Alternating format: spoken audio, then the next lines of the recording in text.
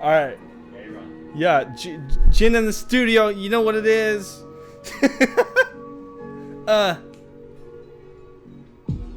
Yeah, straight up, yo, I'm chilling with my boy John, and we trying to do this podcast, but it's scuffed. The flyest man, don't you know we got it, so it's rough. I mean, we trying to do the best, yeah. Flyest hell, man, and you know we in the area. Everybody wanna test us, but they can't, cause we the best, man. Don't you understand? It's a flex. I be deflecting all these bullets shotting at your chest like they verbally. Man, this hyperbole. The rap shit that I do, man, it's just herbal, you see. I mean, ooh, gotta like the medicine. Heaven sent resident, and I got it relevant to the feeling of the way I just rap it. I'm tapping your mom, man. And you know I got a bad bitch. It's also your mom, cause like you know what it is. This mic stand is low as shit. Yeah, and you know I got it going on, man. Trying to be the next Don of the city, West LA. Man, you know where I stay, it's Venice Beach. I don't know how to do this, but I'm trying my best. Hopefully the audio sounds good with finesse. I be whipping on, man, cooking shit up in the kitchen. I be really living, damn, I'm tapping your mom. That's right, it's not no to you, yo, call me your papa. Please don't do that though, man. I don't like being called papa. Man, they tryna drop it like the bars in my pocket. Walking while I stop it, but I really got that guap, man. Talking about that cash money, you can't understand the way I just flow it. I got it like poetry, man. Call me William Shakespeare, the bard. I go far. I'm just dropping all these bars, going hard. I live while I'm trying to whip in a car, eating oranges in the foreign, but I do it and it's so surreptitious like syringes. I bend it them really, and this bitch spitting like this.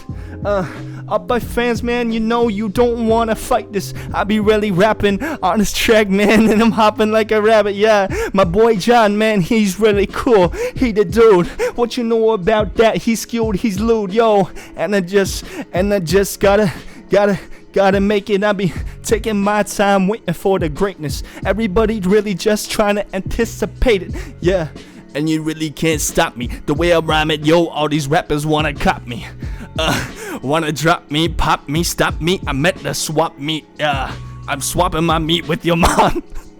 There goes kid, man. And you know we got it going on.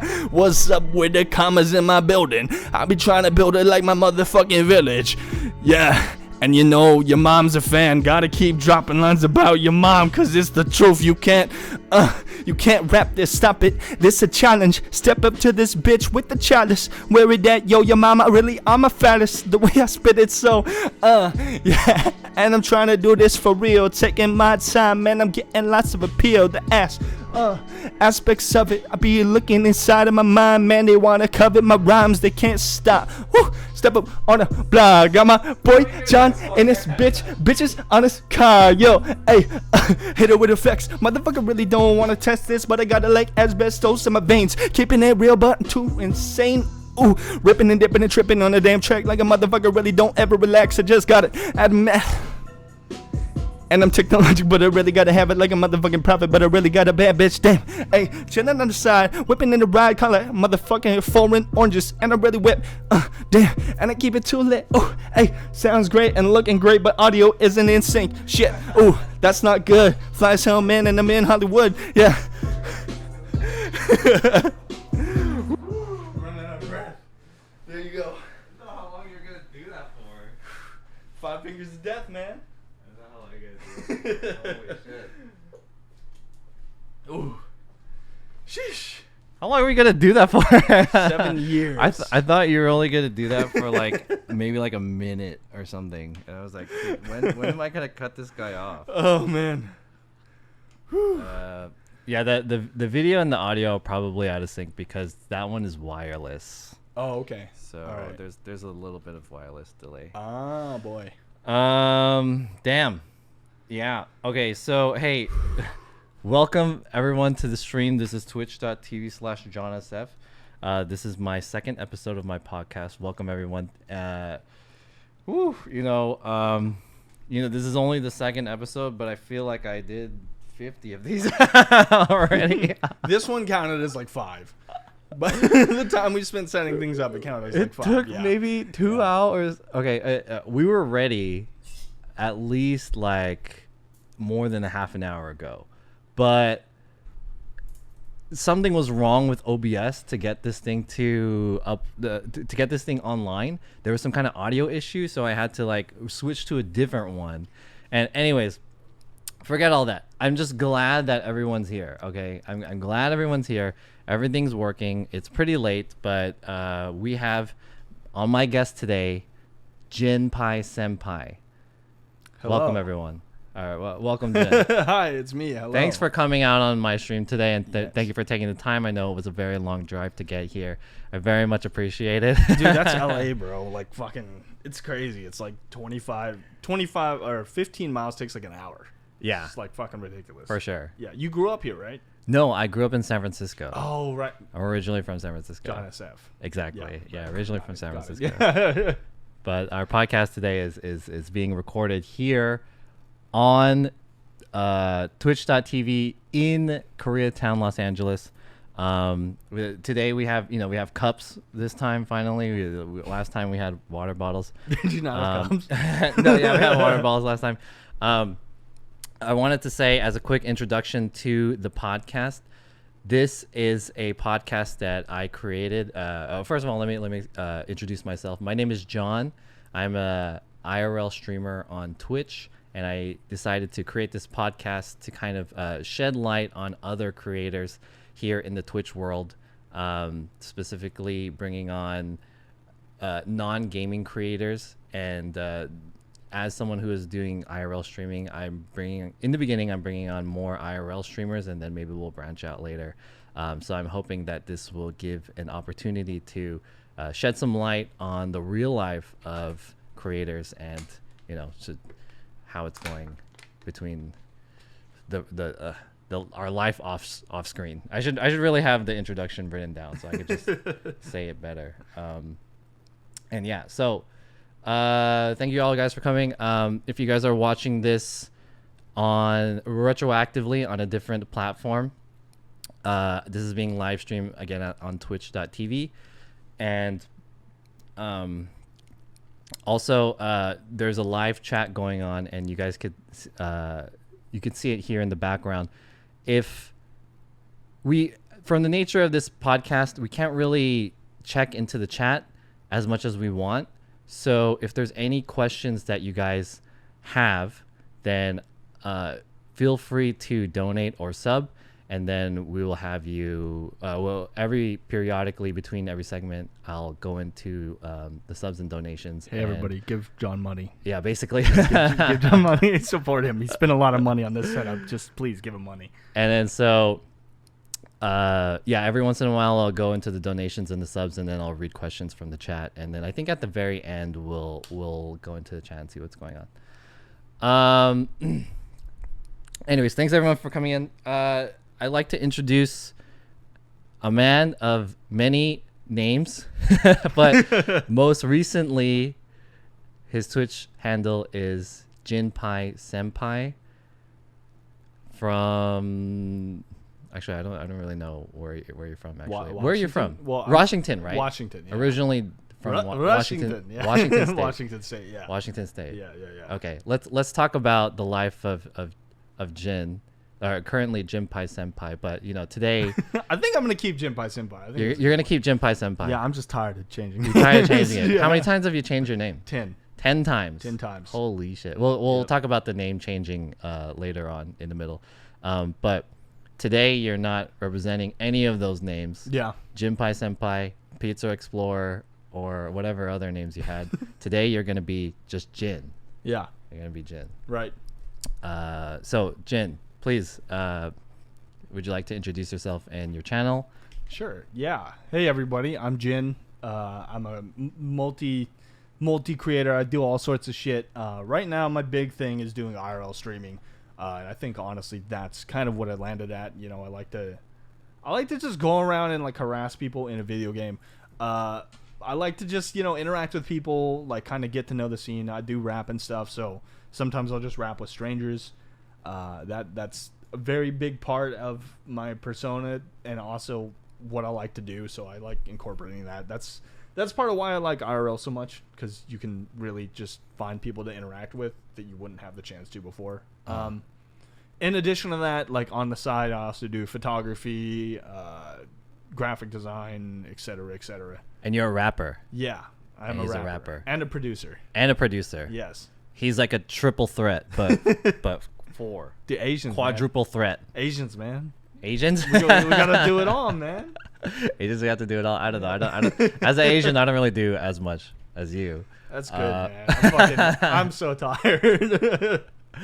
Yeah, thanks for coming on so late at night. Okay, so Jin, before we get into the whole stream thing, let's talk about your life before streaming. So Right. please briefly talk about like where you came from and how you got to here today. Gotcha. Yeah. Okay. So I'm from a small town in Washington called Bellingham. It's like it's voted the #1 hippie town in Washington, maybe even in the West Coast. It's just fucking weird. Super small, bunch of like hippie stoners. Well, San Francisco is pretty hippie. Oh yeah, It's true. The birth town of hippie.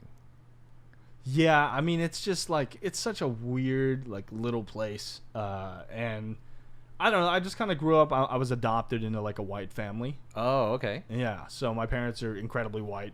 Incredibly white. Incredibly white. Yeah, they teach English, so they're super white. Yeah, that's why I'm not very Asian. Like I don't know how to speak Korean or anything like that, which is my original ethnicity. Original ethnicity. Yeah. Like you had a new ethnicity. So yeah, I just kind of grew up in like white neighborhoods, like around kids that were either like middle class kids ish, maybe lower middle. Yeah, and it was like a party town. It was a college town, so there was always parties. I wasn't very good at school, and I kind of started getting like wrapped up in like the stoner society and everything like that, and the party society. So I used to just go to like parties, a couple times a week, something like that, and just like. Oh really? In your high school days? Yeah, when I was like 13. Oh, okay. 13 to 16. Yeah, we just kind of snuck into parties, and people didn't really even question it, which is weird because we definitely look like minors. And this is all theoretical. This is all in a video game. It's not. It's allegedly I did such things in a video game. Okay. Right. Yeah, alleged. Just like IRL streaming. Yeah, this is all a video game, a category on Twitch. Exactly. Yeah. Yeah. It's a simulation. Okay. So you went to school in you were born in Washington, raised in Washington, went to school in Washington. Yeah. And then eventually you came here to LA? Yeah, I from that town, nobody really ever left at all. Okay. Like a good percent of my friends and the people I know are still in Washington. And I was just kind of like, I don't know. I'm one of the people who was like, I'm fucking sick of this. Like, I want to do something greater with my life. I want to go and like make something and fucking live. And so I went to school in Laguna Beach for graphic design. So my first school was an art school. It was fucking awful. One thing about art is that it's subjective. And when you have a bunch of people being like, no, this looks like shit, it's kind of not like art school. Okay. Picasso would have fucking failed and sucked at art school. Excuse my language. Yeah. So I was doing that for a while, and it just kind of I didn't like it. It's like not my sort of thing. Like art. Like I don't know. It's working for other people. I kind of realized wasn't something I really wanted to do because you make them something as a graphic designer, and you're like, wow, this looks really good, and then they see it and they're like, oh, well, put flames on it. Like, like the first piece of like commission work I did was for an artist, and I made an album cover, and I found a picture of him that was black and white. I made it look really cool. I was like, this is great. It's just simple, and he's like, my name is January Frost, so can you put like ice on it? And I'm like, yeah. So I put ice on it. He's like, wait, how about flames? Because my name is January. And I'm like, oh, fucking Christ. I put flames on it, and then he's like, wait, what about both? And I was like, all right, I'm done. Like, yeah, I'm good. What does January and flames have in common? Summer? No, I don't. January is not summer. Is it? I mean, I would imagine spring is before. I don't ask me, man. I don't know. Okay. Yeah. Anyway, so you went to art school. Yeah, it and was awful. you decided it wasn't for you. Yeah, I kind of just like. Did you drop out? Yeah, I kind of had that. like a sort of a mental breakdown in the middle of it. It was just super stressful and like, yeah, when I went home, like everybody was like on harder drugs and shit, and I kind of got into that for a bit, and I had cocaine laced with meth, and that did not go very well at all. Oh shit. Yeah, Okay. it was pretty gnarly. It was, you know, all the things of it, staying like up all night and then just like feeling incredible paranoia. Uh-huh. And like that made me realize like why would anybody want to do this shit? Like it was not fun at all. And yeah, I ended up in rehab, and it just kind of like Whoa. I was like, fuck this, I'm out. Like dropped out of art school, and I was like, what do I do now? And from there, I think I started kind of learning like music, and I was like, well, when I was a kid, I used to get like a group of friends and do rap ciphers and just like in a circle rap, and that's something I just kind of always liked to do. So I worked on developing that and also doing some production on the side, some EDM music production. And yeah, I don't know. I made a couple pieces, put them out there. It was just like whatever for my EDM stuff. Like an obscure genre called future funk. It's like disco. Yeah. Yeah. So I just kind of put that out there, and I was like, whatever.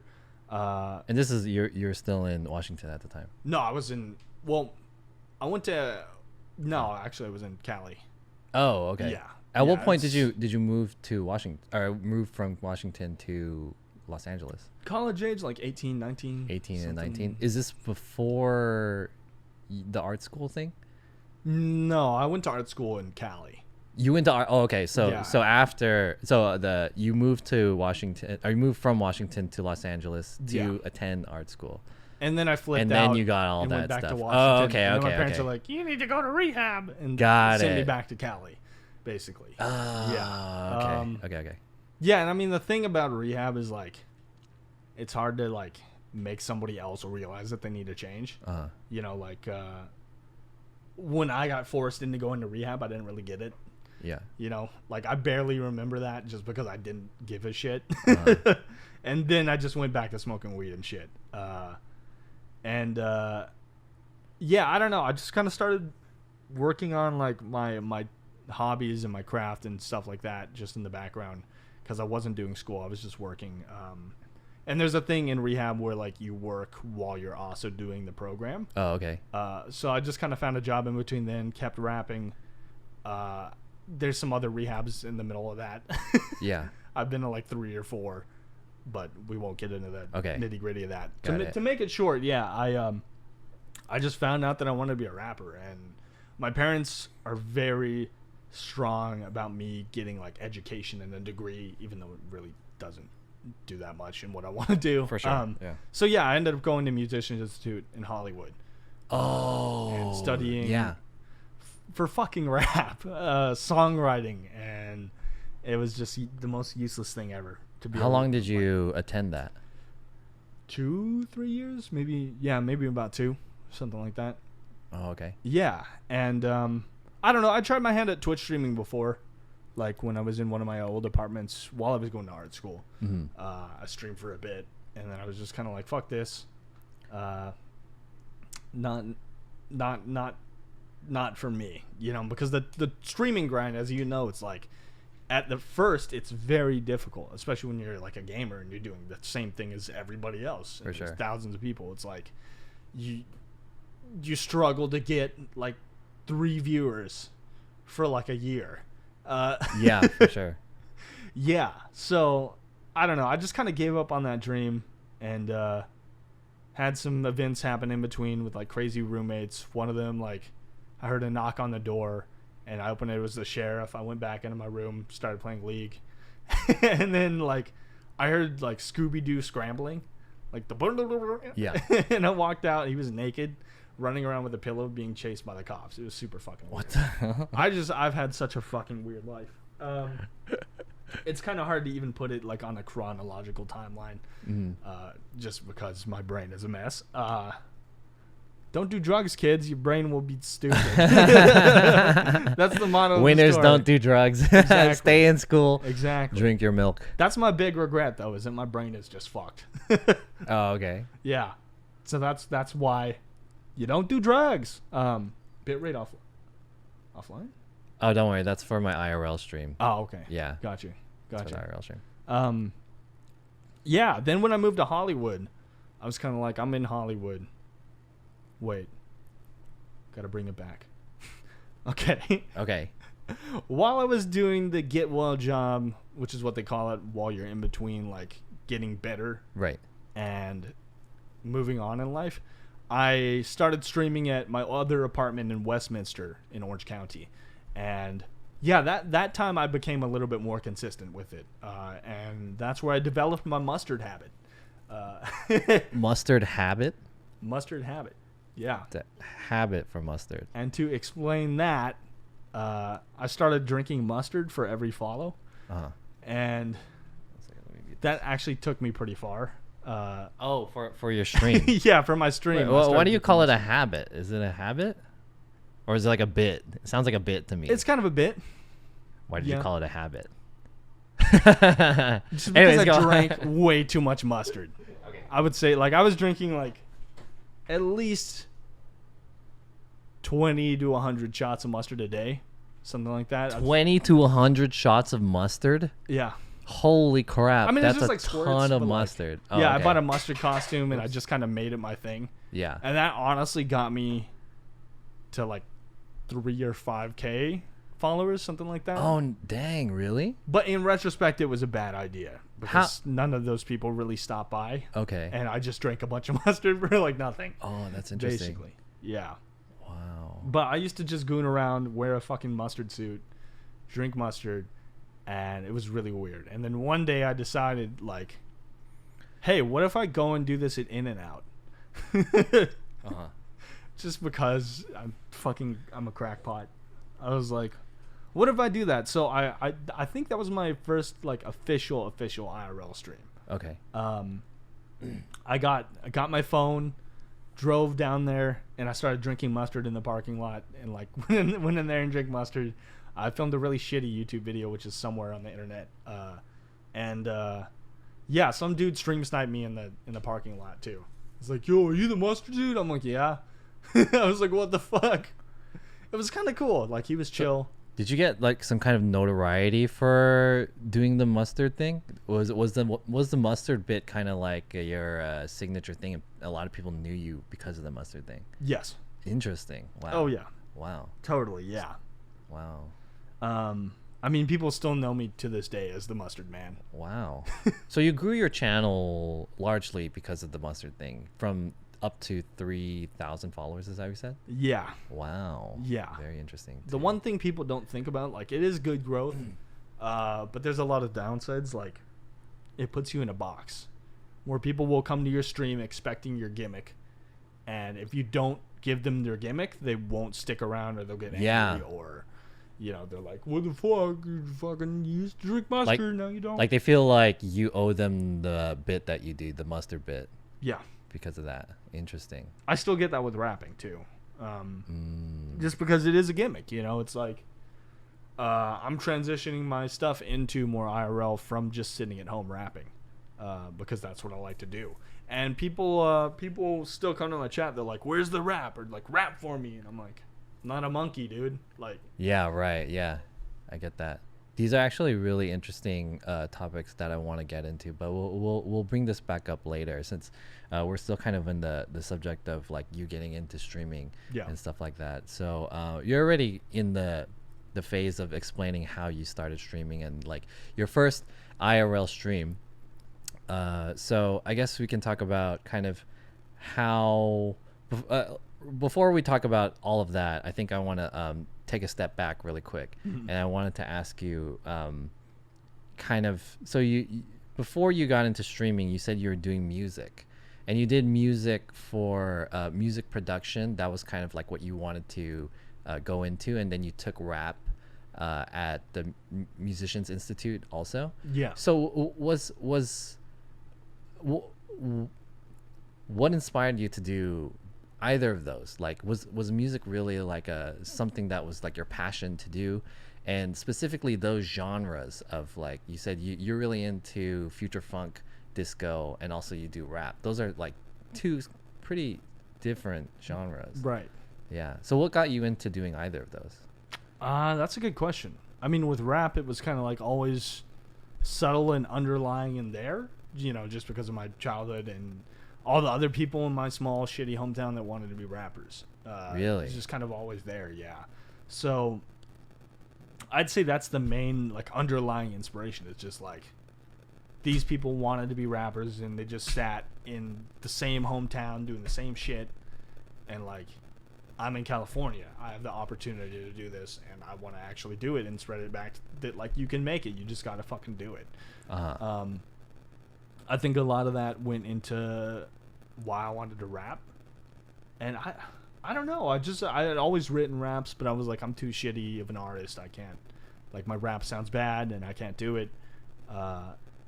And then that kind of just, I don't know. I guess one day it just kind of channeled itself. I'm like, what if I start freestyle rapping every day for 1 year? And that's kind of what started it off, That's where I started to stream me rapping. Rap was something that you wanted to practice at, but was there something that inspired you to do rap? Was there a rapper that, like, especially his kind of style, that's like you listen to it and it's like, I want to emulate that guy's style? Is there something like that inspired you to get into rapping and music in general? I can't pinpoint a moment in my mind where I was like, this rapper, I want to be him. Mac Miller was a huge influence for me. I started listening to him. And like, I hated Mac Miller in high school. I was like, this fucking, who does this dude think he is? Everybody likes Mac Miller. He's fucking stupid. Fucking dumb college rap. But then, like, I mean, he released a couple things I listened to, and I'm like, this is really, like, deep. It has meaning. It has, he's trying to do more than just be a college party frat rapper. As well as, like, Kendrick, like, that's when I started listening to Kendrick and J. Cole, and they were able to tell, like, these deep stories with their rap.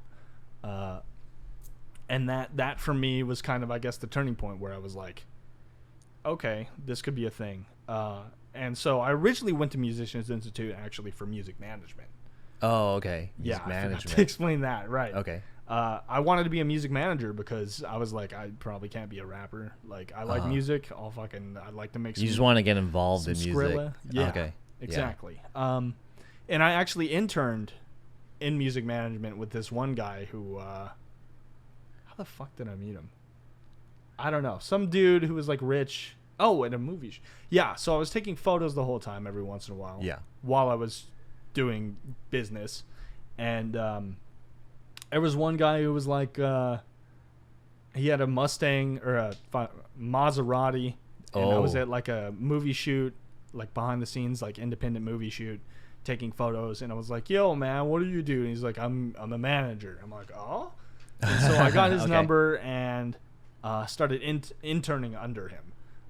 But he was a very fucking angry and verbally abusive dude. Oh. Just like kind of a shithead, not going to lie. Okay. I definitely still kind of hold a resentment against him. He was just like, I don't know. It's typical, like, if you think about it, like a Hollywood douchebaggy music guy. Gotcha. He's a L.A. Right. Like, I put some of his, like, I used to clean up his shit for some extra money and stuff like that, like do the house chores thing. It was really fucking weird. So he got fucking pissed at me one time for putting, like, his tank tops in the washing machine instead of like hand washing them, and fucking like screamed at me and made me buy them even though he was a fucking millionaire. What? He's crazy dude. Jeez. Yeah, it was just not a good situation. Like, that's where like the Hollywood thing of like, oh, I'm just gonna piggyback on this to get up and blah blah blah blah blah. It's like the people in Hollywood can be, pretty ruthless. They can be fucking crazy and perfectionistic and want you to know exactly what they want and are talking about at all times. But I got to drive his Maserati, so that was pretty cool. I got to like go to big studios with like one of the producers or the mix and masters from Michael Jackson and stuff like that. So whoa. There was some really cool shit that came out of it. I got to meet some pretty big artists, but all right, who are the biggest artists that you've worked for today? Up to today, I guess. Yeah, sure. You can name the top 3, top 5. I don't know how many worked for? One of my teachers at Musicians Institute was he mixed and mastered all of Kanye West's Beautiful Dark Twisted Fantasy. It's fucking nuts. He's telling me a story. He's like, yeah, so I was in the studio with Elton John, and I'm like, what the? Back up, wait. You're just in the studio with Elton John? He's like, yeah, Kanye wanted him to record some stuff, and we get a call from Kanye, and he's like, hey man, Elton, man, I love you, man, but I'm in Paris, and then he just got stuck in the studio with Elton John because Kanye decided to not show up and be in Paris, which is like the most Kanye thing ever. Oh shit! He stood up Elton John. Yeah, believe it or not. What the hell? Candle in the wind. Candle in the wind. Okay, it's true. So how? Okay, now that you're talking to me about the whole music thing, I imagine that this whole your endeavor into music and all your experience into music, you also do photography too. Yeah. So I would imagine that photography kind of came from this music, being exposed to music too. You did kind of concert photography, I would imagine. Right. Right. Is my assumption correct? That yeah. The photography came from that. Yeah. You just brought up another thing. My brain is just like. Not very organized. I just like to like it's like freeform jazz, just all over the fucking place. You're a true creator, in the sense where you're not organized. Yeah. Damn, you just reminded me. You're an artist. Where was this in the timeline? At some point, I was going up and doing warehouse shows. Like, how did I get connected? I just like ran into some dude, and he's like, "Yo, man, we're throwing a warehouse show. Like, come out and do some photography." And I'm like, "Okay."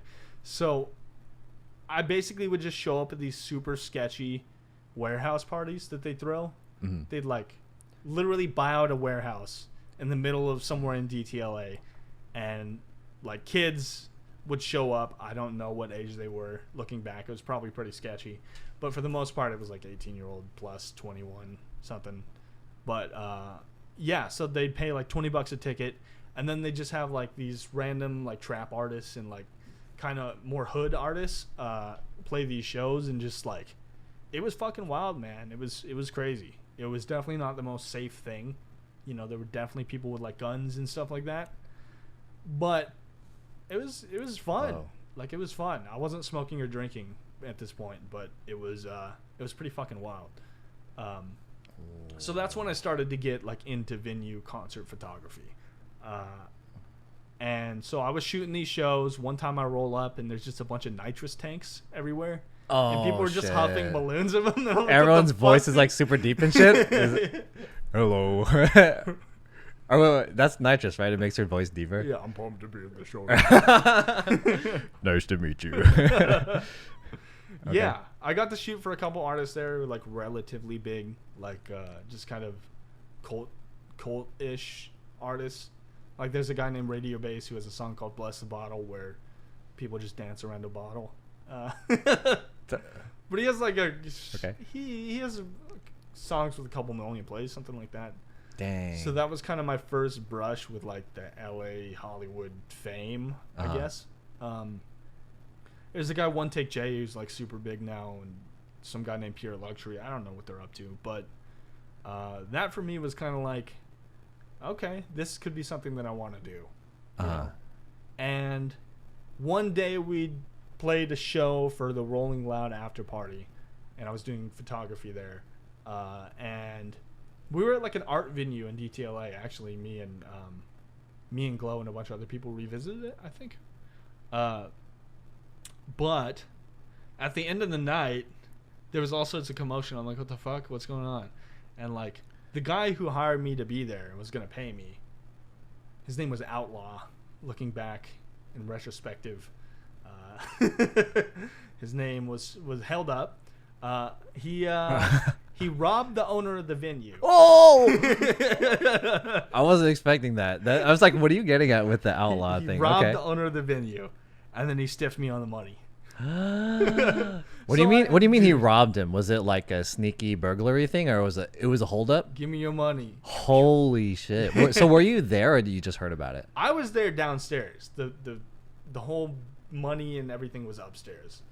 So after the party, the venue guy comes out and he's like, yo, do you know those guys? And I'm like, yeah, I shoot photos for them. And he's like, they just fucking robbed me. Oh! I'm like, what the fuck? Like, I don't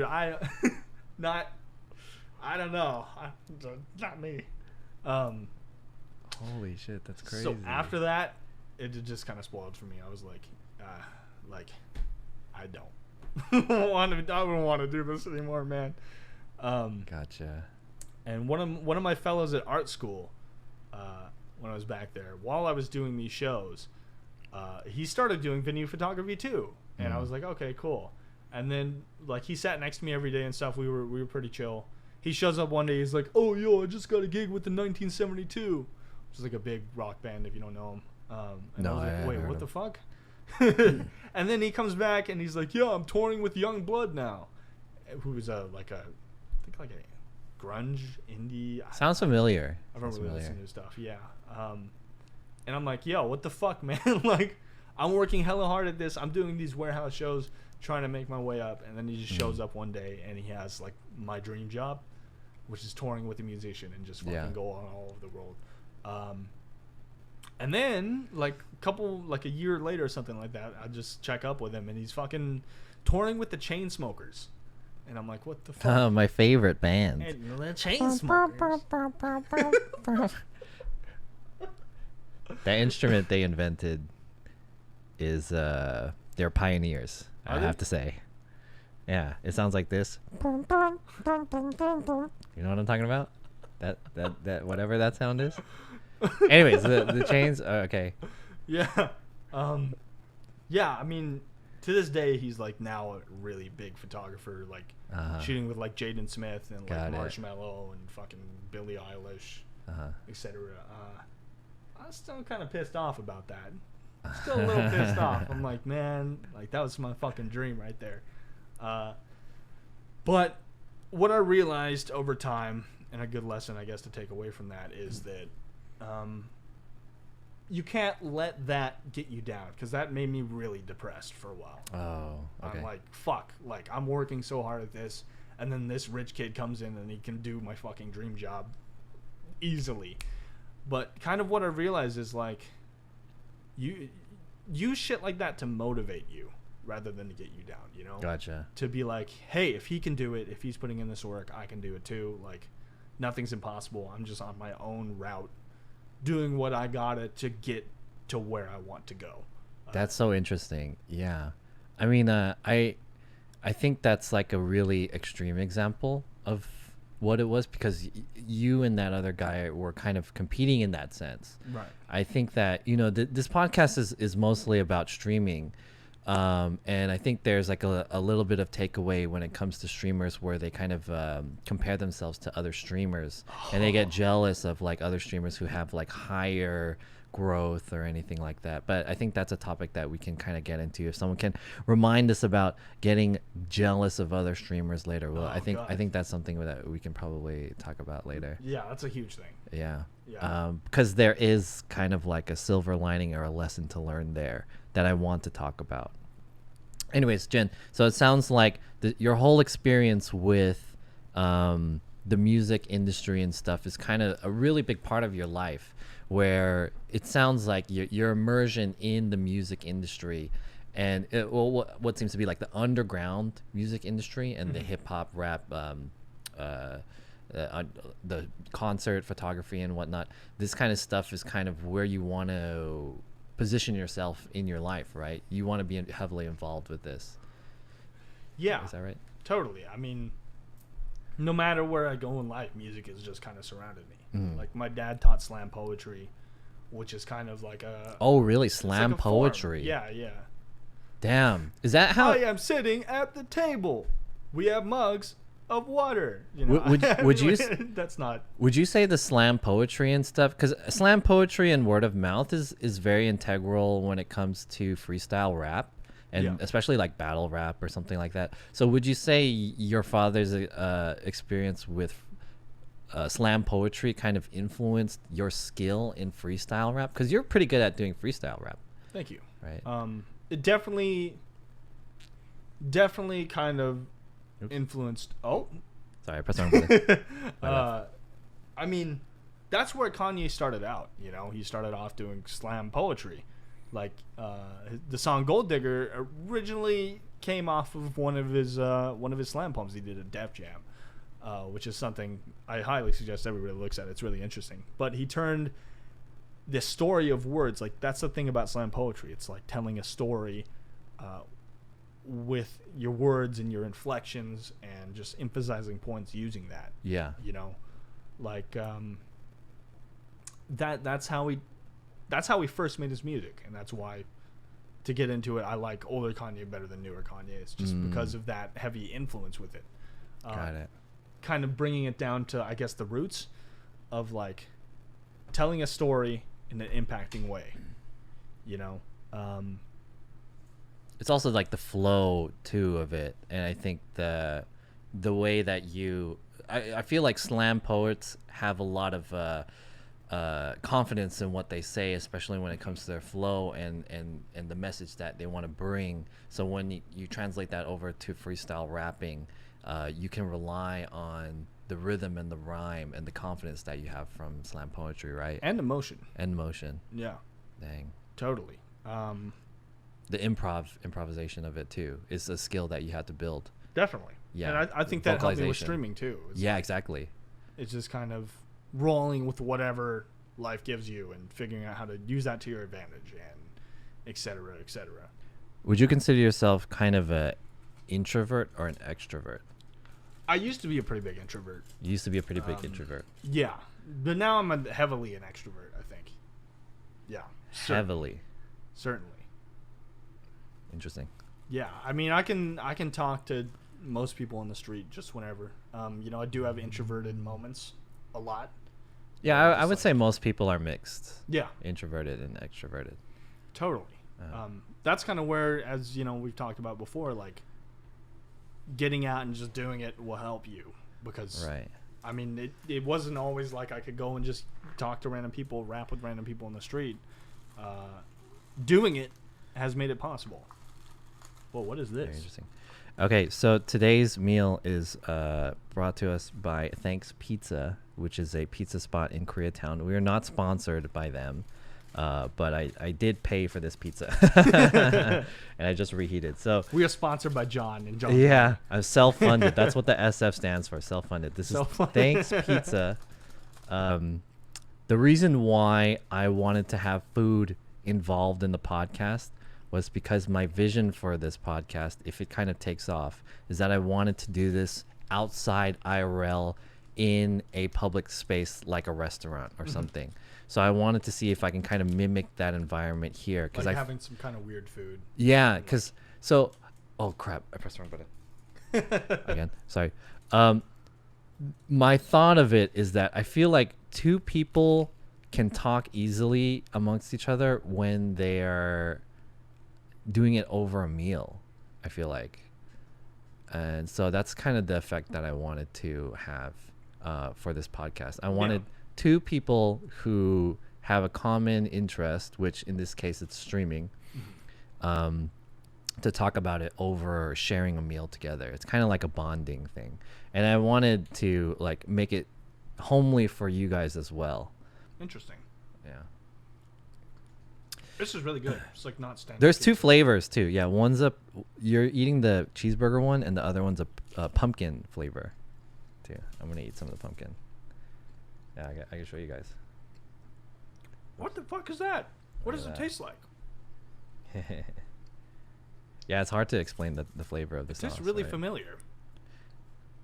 I feel like it's the sauce that they put on the burger. This is the second podcast, I think, right? Yeah, this is episode 2 of the podcast. The first one it was with twitch.tv/NEZST, which I'll put up, or you can watch it on my recorded VODs. Zesty.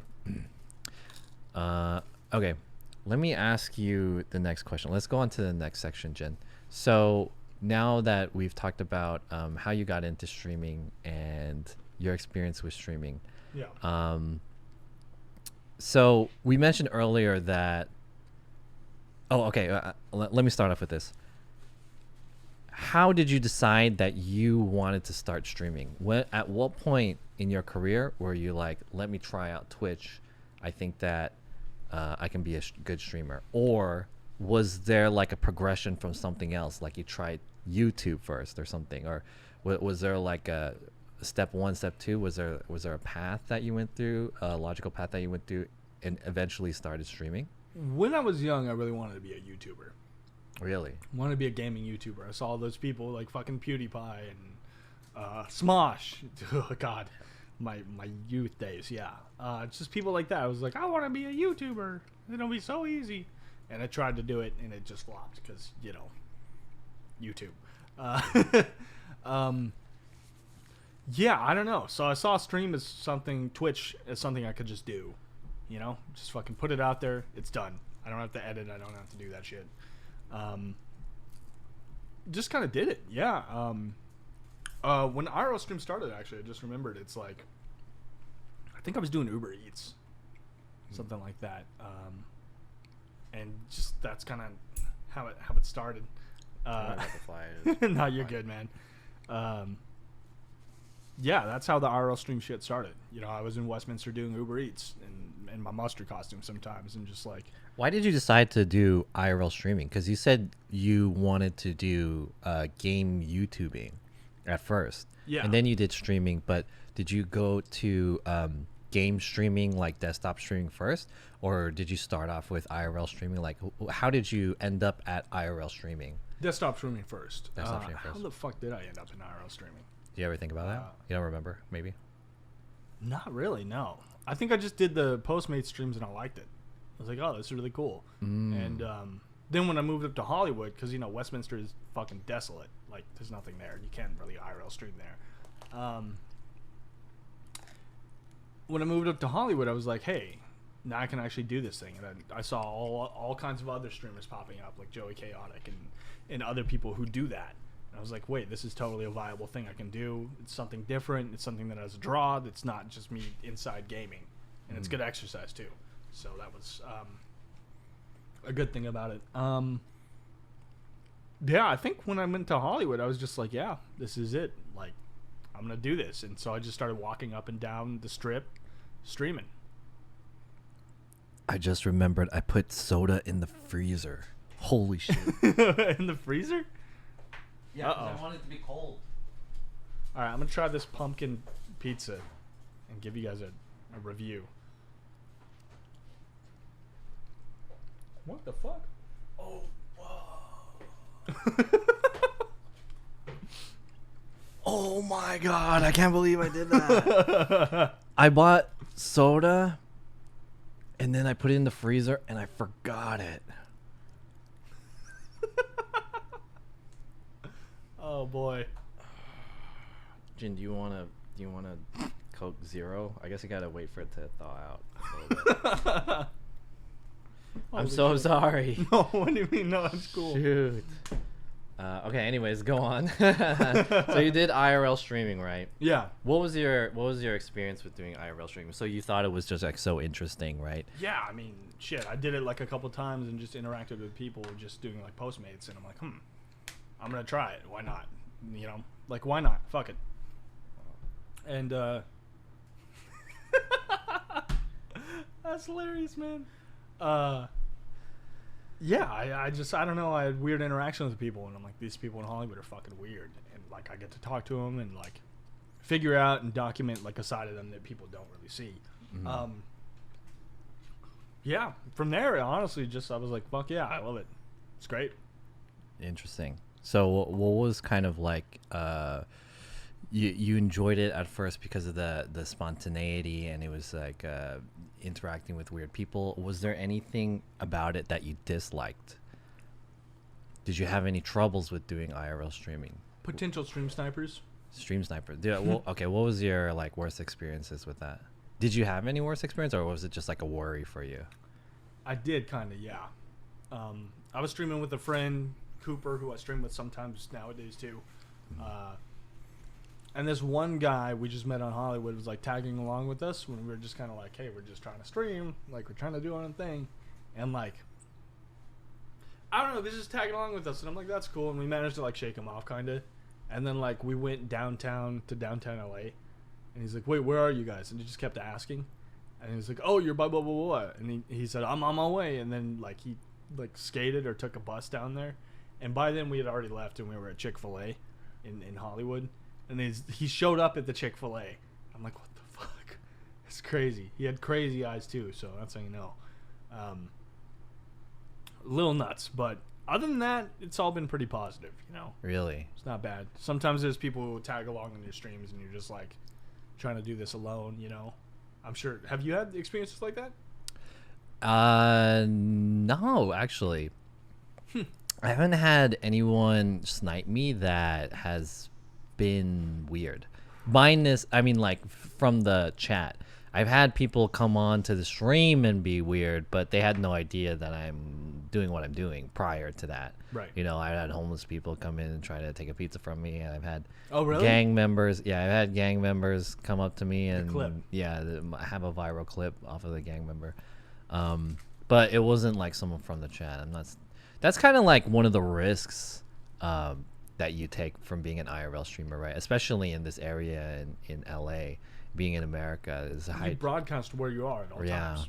Yeah. It's a very dangerous part of IRL streaming. Probably one of the, it's one of the negative parts of being an IRL streamer, I would say. But sometimes it can be a blessing. Occasionally, the times that I have been sniped from people in the chat, they've all been very positive experience. Like I've had a guy, he's a mod in several people's streams. His name is Vic. Vic Wonton. He like bought me dinner one time. Damn. When he sniped me. Yeah, it's happened a couple times with some other people too. So in general, my experience has been good. Yeah, with getting sniped. Fuck yeah. Yeah, it's good. For the most part, yeah. I mean, it's not bad. No positive experience for you, Jen? Positive experiences. I think I met up with some guy brought me a battery bank. My phone was about to die. Oh, that's nice. And he just showed up with a battery bank, and I'm like, holy shit. And we went and got like in and out and like just talked and stuff for a bit. Yeah. It's a cool guy. Cool guy. That's nice. Other than that, any other positive experiences sniping? I mean, just the other day, like Glow showed up at a party I was going to that I was going to photograph, and that was really cool. So, any super positive experiences? I'm sure I've had a couple, but I don't really remember them off the top of my head. All right, more memorable ones are the creepy ones. All right. I know there was a time that you got banned. Can you talk about the time you got banned? Woo! Is that going to get me banned? Are you talking about getting banned? Or no? Okay. Yeah. How did you get banned? Real quick, this pizza is really interesting. Yeah, it's pumpkin. It's pretty good. I think there's some kind of nuts on it, right? Cashews or something? Maybe not cashews. It's kind of like yam, right? Yeah, kind of. Right. It's like eating yam fries with like... It's like yam. It's interesting. It's actually pretty fucking good. I like it. I like it. The band. Oh, man. I'm trying to figure out what the fucking sauce is, man. Don't worry about this. It's tripping me out, man. You can have it. You can scientifically, dissect it and stuff. They told me to pour. Oh. Here's some napkins. Oh, disaster prevented. Real quick. Oh my god. They told me to pour it out. Did they know this was gonna happen? Did they set me up? Just chill with that. John, this is a setup, isn't it? just let it cool down. That's amazing. That's great content right there. That's good. It didn't get over any of your stuff, right? No, it's fine. All right, cool. The band. Yeah, I mean, I had just been walking around Hollywood all the time, like, IRL stream stuff. And then one time, like, I caught this fight. Like, there were just people screaming, and I ran up. I was like, huh? And there was, like, a situation at a club or something where this guy was, like, touching up against a girl or something, and she didn't like it. And then, like, just got in an altercation with, like, 3 dudes versus 1 guy. And they all kind of ganged up on him and, like, did cheap shots and stuff like that.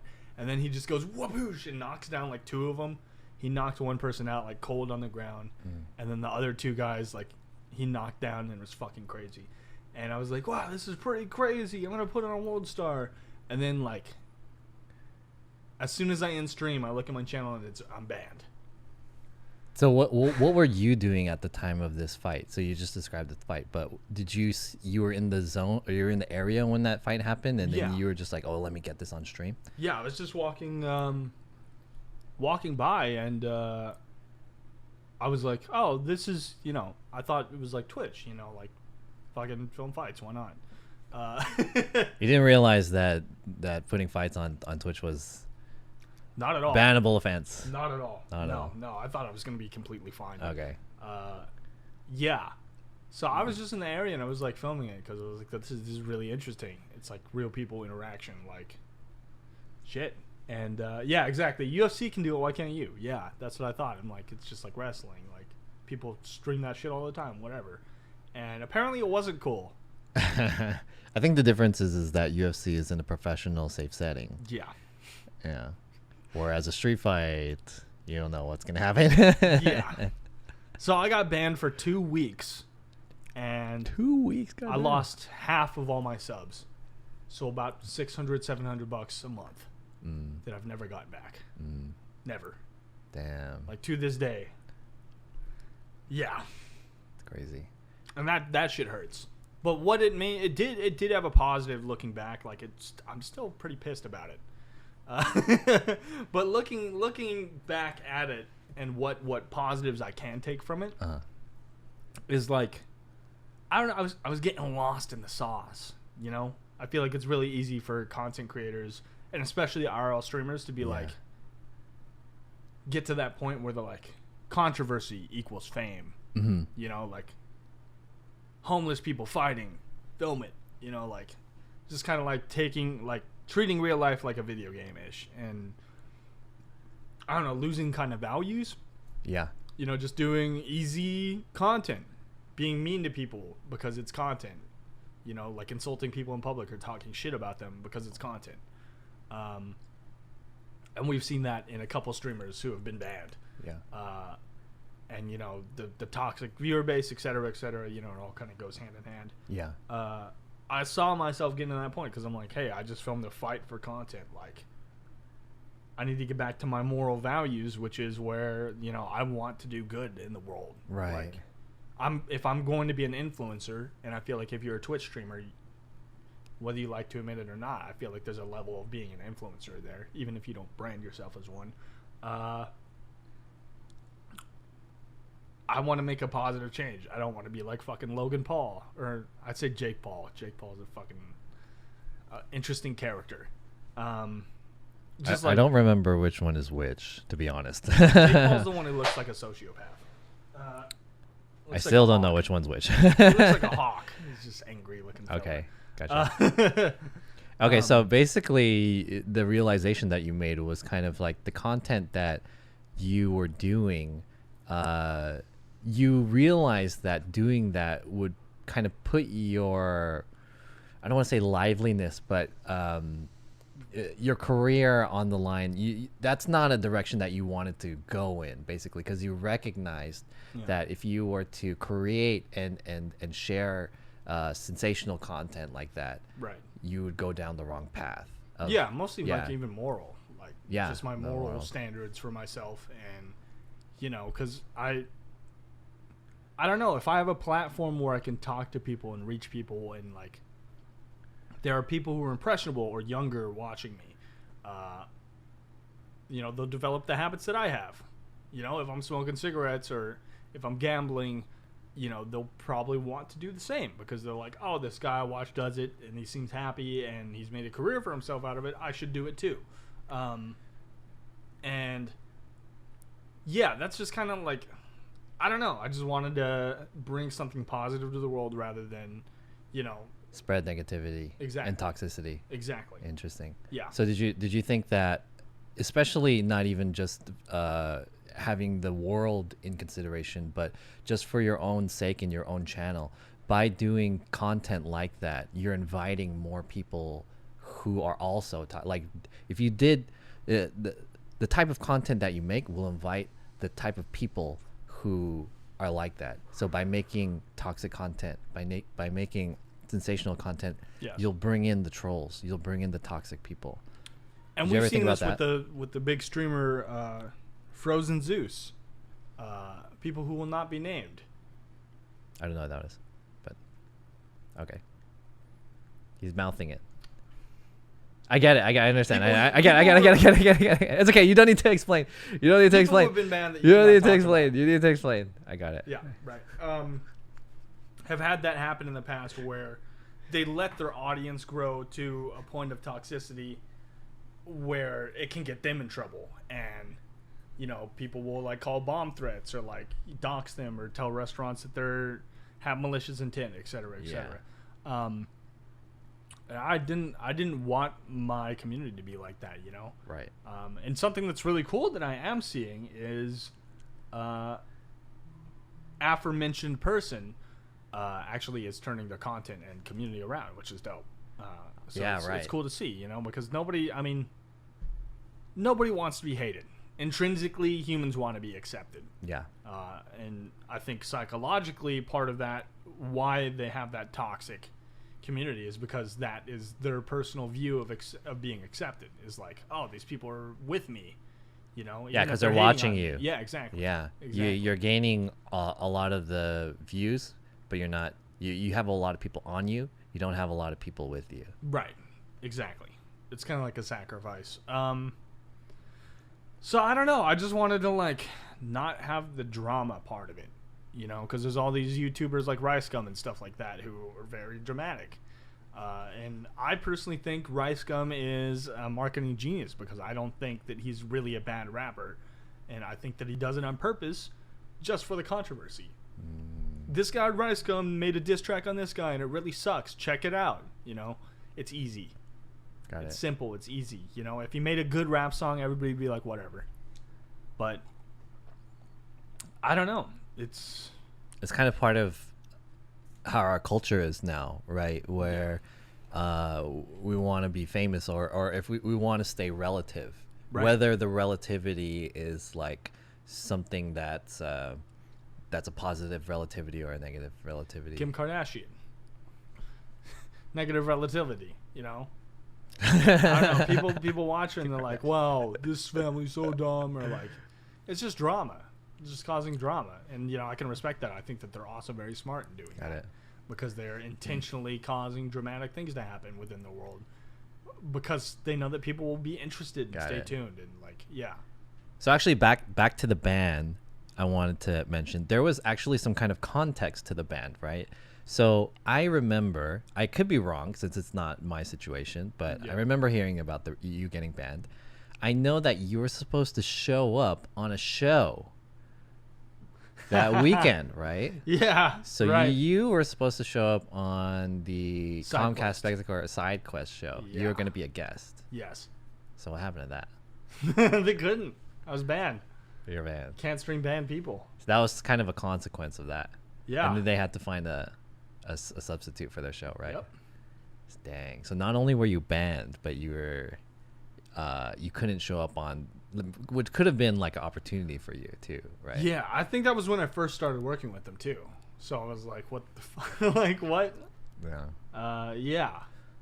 That's important. Damn, I forgot about that part. Yeah. How'd you hear about that? Yeah, I watched SideQuest too. Oh, okay. Yeah, Okay. I watched Gotcha. SideQuest. For those of you guys who don't know, SideQuest is a show that was hosted by Comcast Spectacor. It was a very interesting experimental TV show, or not TV show, Twitch show that invited IRL streamers to do like an event at somewhere and do games and stuff like that. But it was specifically doing IRL outside with the camera and whatnot. So it was a very interesting show concept. And Jin was a guest until he got banned. Dude, what the fuck is this sauce? What the fuck is this sauce, bro? It's driving me insane. Yeah, that was kind of the ultimate IRL thing too. Yeah. It's like they gamified IRL. Yeah, that was the biggest thing for IRL, the IRL scene at the time. Yeah. Yeah, I mean they got you into like Comic-Con and shit, and like it was the ultimate IRL channel. Yeah. Unfortunately, yeah, they didn't invite IRL streamers. They invited local LA streamers. Yeah, so they helped join the bridge of that. I don't think Cook was in IRL. Did Cook start off doing IRL?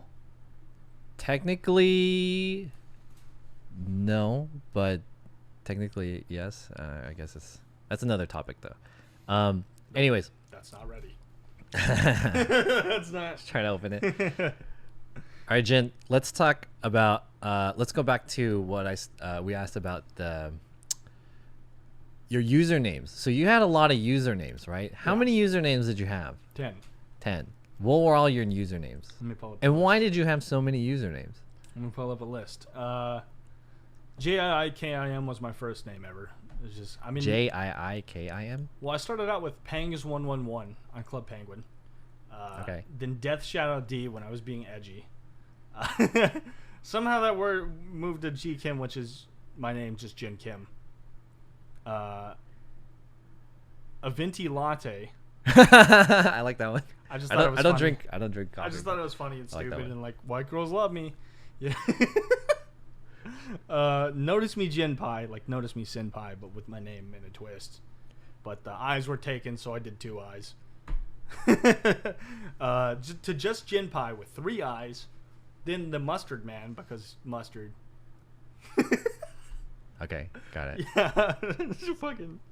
Then I got heavy into IRL, so I did Pizza Explorer.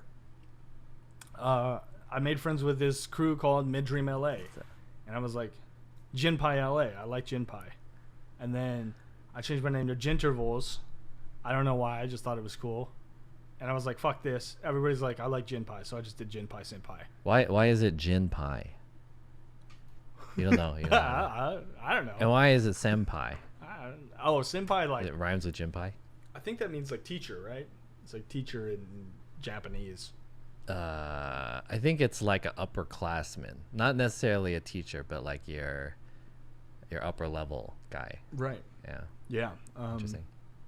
I don't know, just because Jin kind of rhymed with Senpai. Senpai, Jin, Jinpai, Senpai. Jinpaisenpai. Yeah, that's kind of how my brain put it together. It's pretty weird. I don't know. It's catchy to me too. Mm. Like, I don't know. The Austin from one half of Midream back in the day, who's now fully taken over Midream, just called me Jinpai all the time, like no matter what. And then other people who I knew through Twitch called me Jinpai also. So I caught on. Like, okay, yeah. I need to just go back to that. Like, Got it. fuck all this confusion. Senpai is an upperclassman who is mentors of an underclassman. The term is used most often in English reference to anime and manga. Earlier, colleague used more broadly to mean teacher or master. Yeah, I guess it means teacher, in a sense. Okay. Cool. All right. The next part. Okay, actually, before I go into the next section of this, I wanted to go into the chat to see if anyone from the chat had asked any questions. Yeah, go ahead. I'm a fat Eat ass. the pizza. Let's go. So by the nature of this content, we can't really go into the chat very easily because, you know, we're having a discussion here. But if there's anyone that has any questions, I'll occasionally look into the chat. And if you guys have a really burning question, you guys can put it as a message as a sub or a donation. I don't really think anyone has any messages to put. And I don't think I had any donations or anything. Chat. Yeah, kind of had some technical difficulties earlier, right? Yeah, we had a lot of Derailed things a issues little at the bit. beginning. Hopefully I'll iron that out too.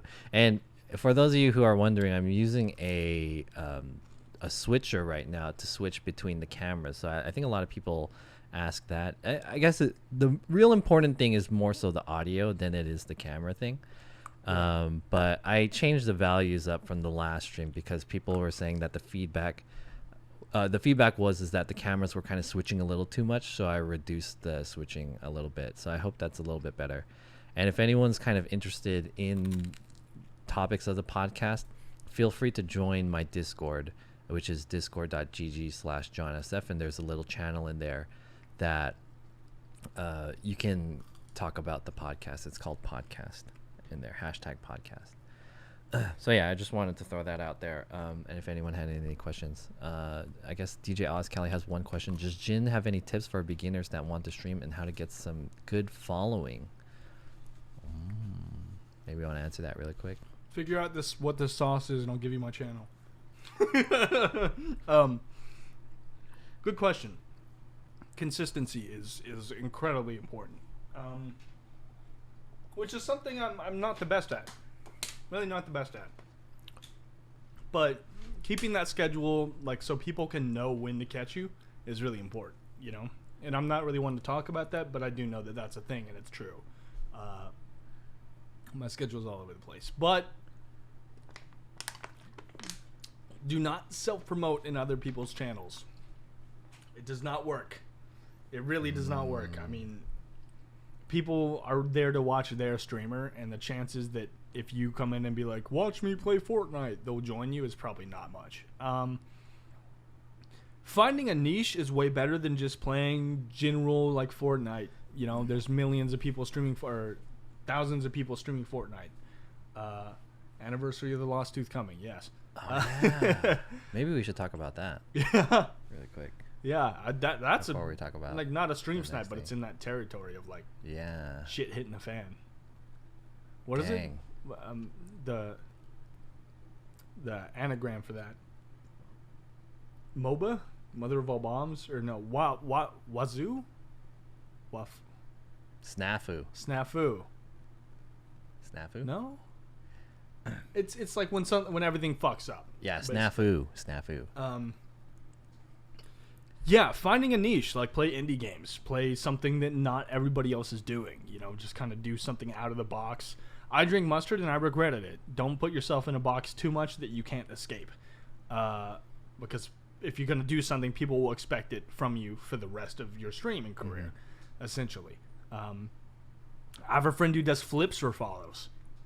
I've told him so many times, I'm like, this is not a good idea, bro, because you're going to have to do a flip for every follow when you go big. If you do, like, I would suggest just doing it for like subs or donuts if you're even gonna do it. It's just FUBAR, fucked up beyond all recognition. Yeah, that's FUBAR. That's it. I don't know. There's just Joey Chaotic. That's pretty interesting. So, I mean, Jin actually gave a do and a don't, which is pretty cool because I was only expecting him to do a do. There's like a lot of stuff. Well, when it comes to growth, I think there's a lot of stuff that streamers can do, and maybe there's some stuff that streamers can avoid, that there might be some pitfalls that beginning streamers go through.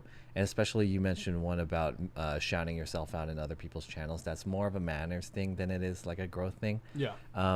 But you mentioned that being consistent in your stream is probably the biggest thing that you can do, and I agree with that. As someone who has reached partner, as someone who's a partner streamer on Twitch, I can tell you that the number one thing that you can do that's actionable within your control that will aid to your growth is being consistent and streaming consistently. That is the reason, is because what you need is people to come back to your stream. First of all, you need people to find your stream. Secondly, you need people to come back. Yeah. And the only way that they can come back is if you're open, right? They can't come to a store if it's closed, right? So you need to be more open than not.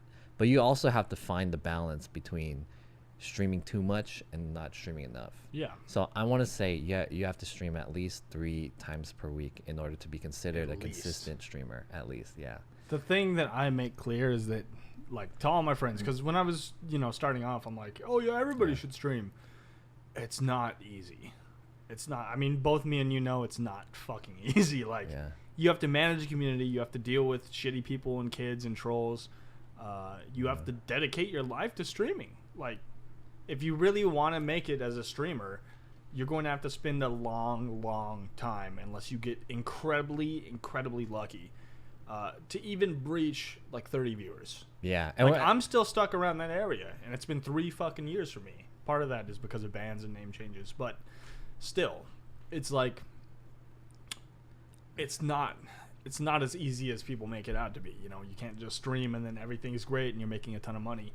Oftentimes you're putting in so much effort for way less than minimum wage, you know, like fucking $3 an hour or something like that. If even you do hardly make a lot of money, but yeah, I wanted to make a distinction with what I said. So the reason why being consistent is so important, and that's like the number one thing you need to think about, is because that's the one thing that you can do actionably that only relies on yourself.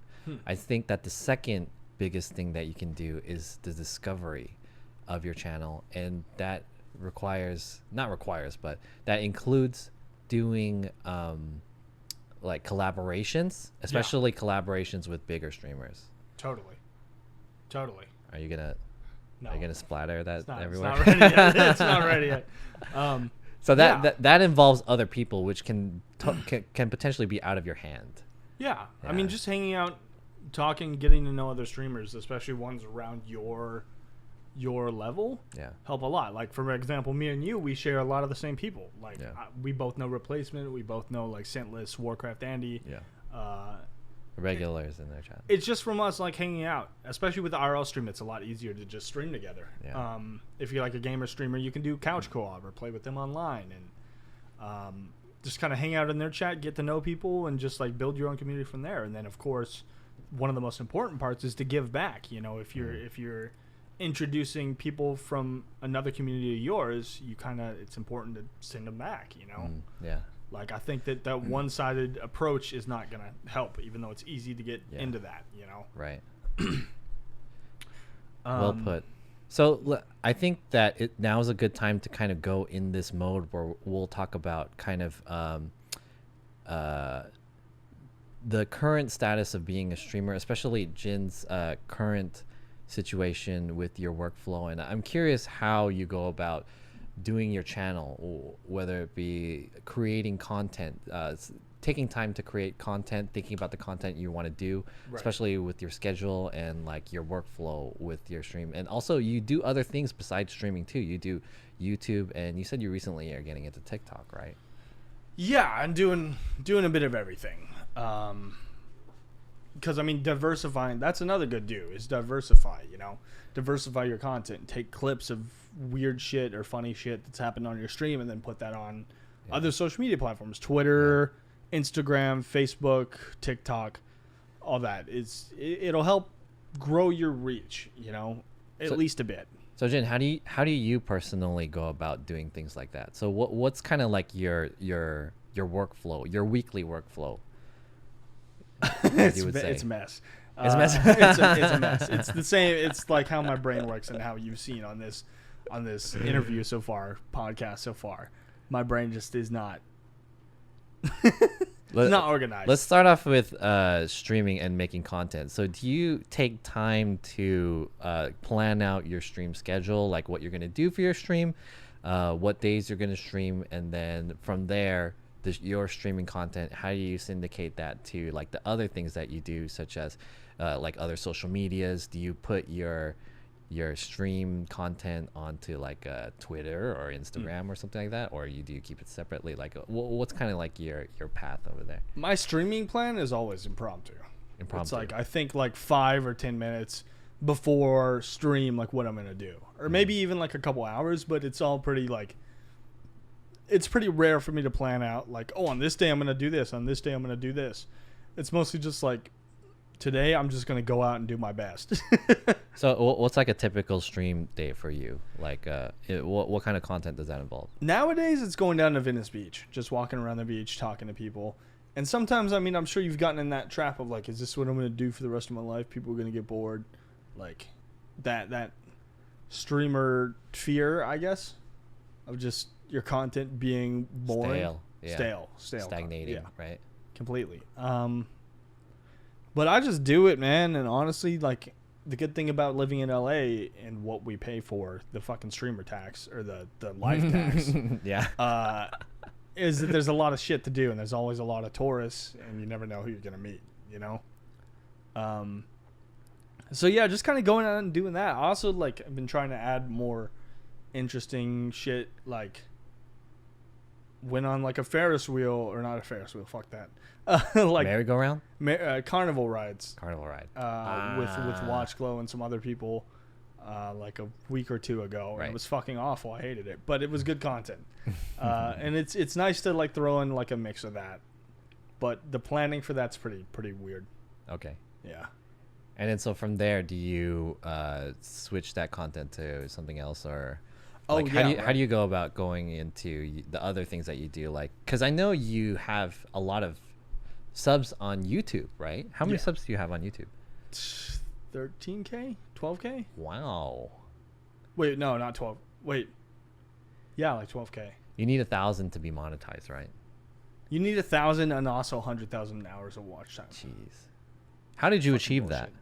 Davey 504. So it was like a collaboration that put you on. He shouted me out. I was just rapping on Twitch, and then he shouted me out. Wow. Like a couple times. Like I was in like 4 or 5 of his videos, and that boosted me from like maybe 1,000 subs just straight up to 10K. Is that the guy that does the bass? Yeah, the bassist. Yeah, that guy's famous. Yeah, he's super cool, man. He's really cool. Yeah, so he blew up my spot. I mean, I just got really lucky.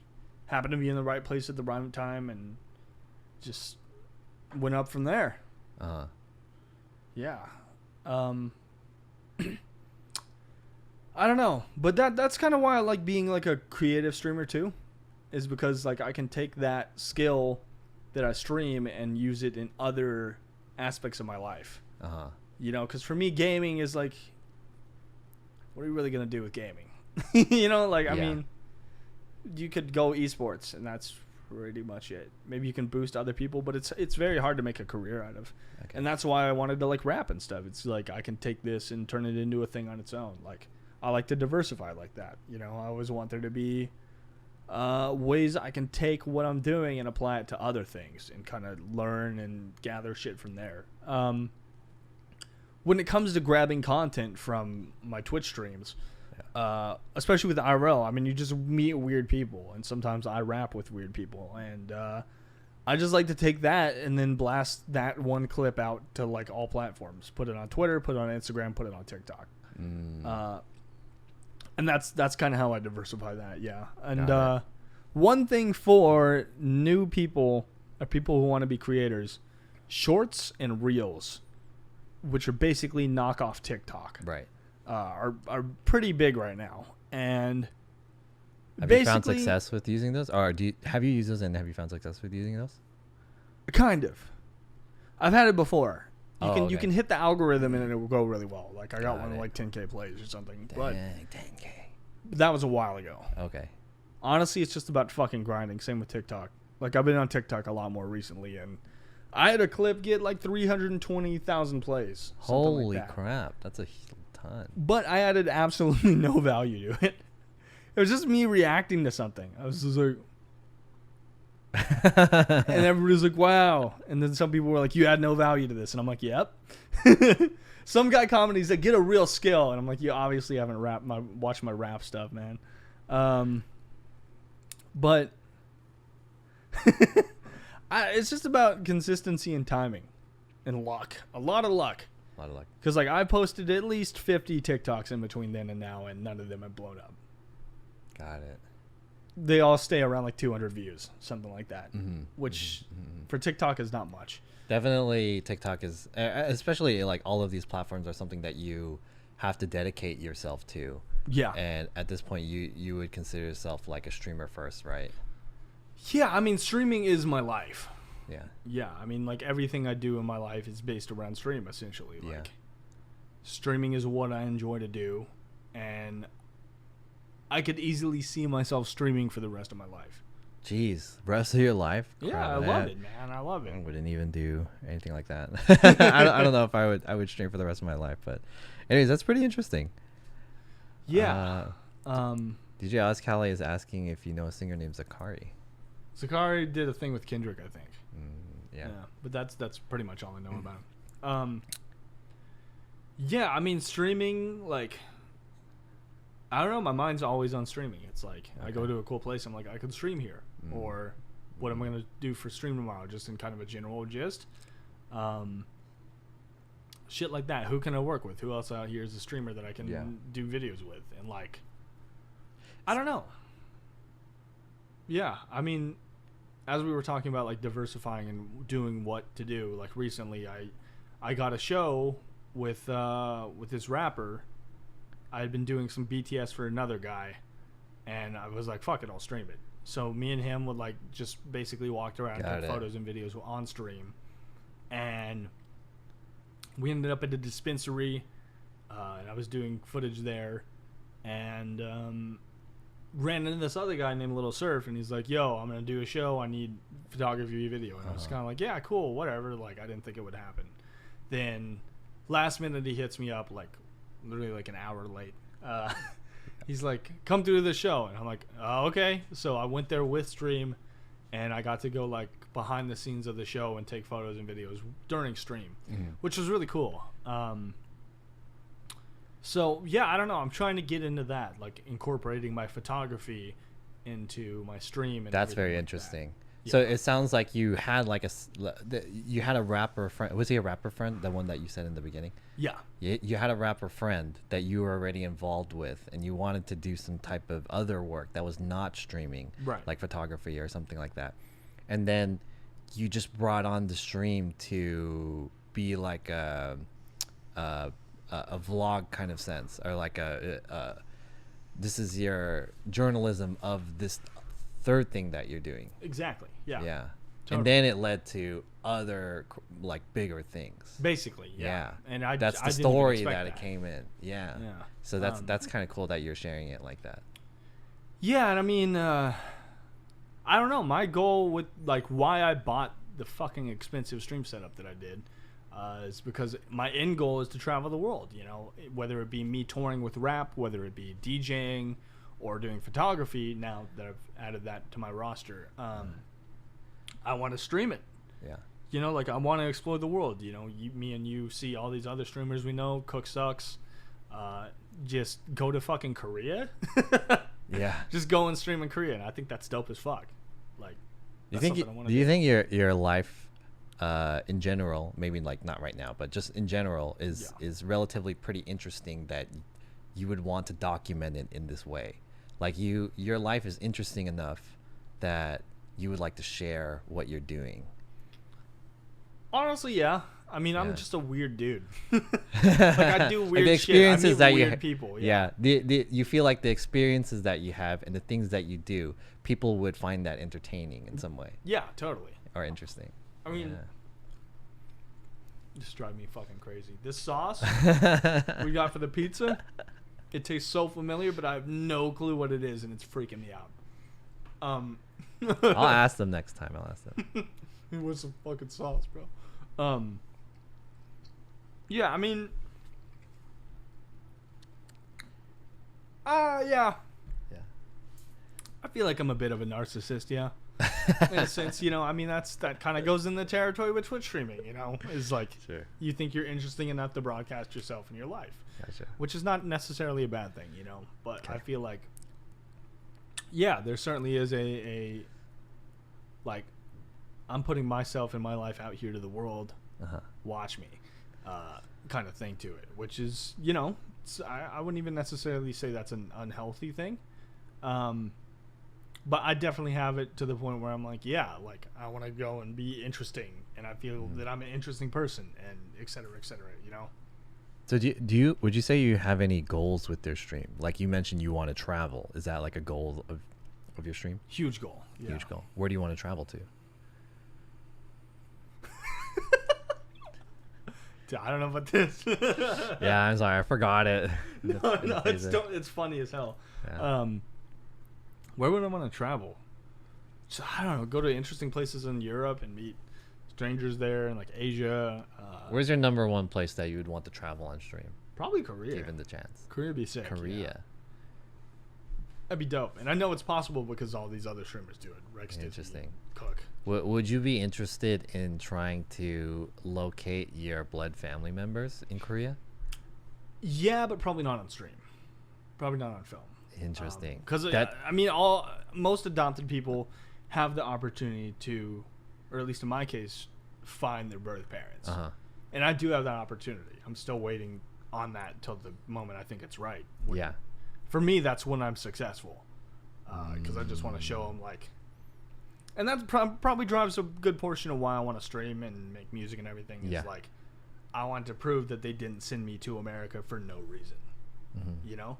Because, like, if I go there, I'm like, I'm a SoundCloud rapper. They're going to be like, what the fuck? Like, you're not making any money, dude. What are you doing? I feel like that would be such interesting content. That's the thing. I mean, I don't want to make it sound like you have to do it for content, you know. It's like it's the content, but I feel like that's so resonating amongst a percentage of the amount of people in the world. Like I feel like there would totally be people who would want to hear that story of like, hey, I'm a live streamer now. This is how my life is. Yeah. And I'm gonna go find my blood relatives or whatever or something like that. That's where I'm tied. Pretty crazy. That's where I'm tied too. Is like, to a certain extent, I don't necessarily know if I want to make that part of my life into content because it's so important to me. Like, exactly. I show up and meet them for the first time and there's a camera crew and it's like, I don't know. Totally so that is it too. But then another part of it is, as you said, like maybe people will get something out of that or like be able to like, I don't know.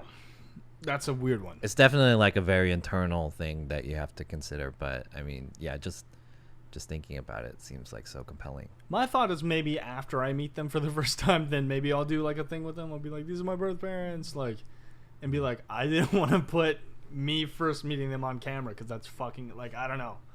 It feels like it could be weird to me. You know? Yeah, like a catfish situation where like you don't know what happens and then. I don't know, just showing up and meeting your parents and just like having to interact with the camera. Yeah. And like, I don't know. I don't necessarily want to cry on camera, and I'm not sure if that'll happen.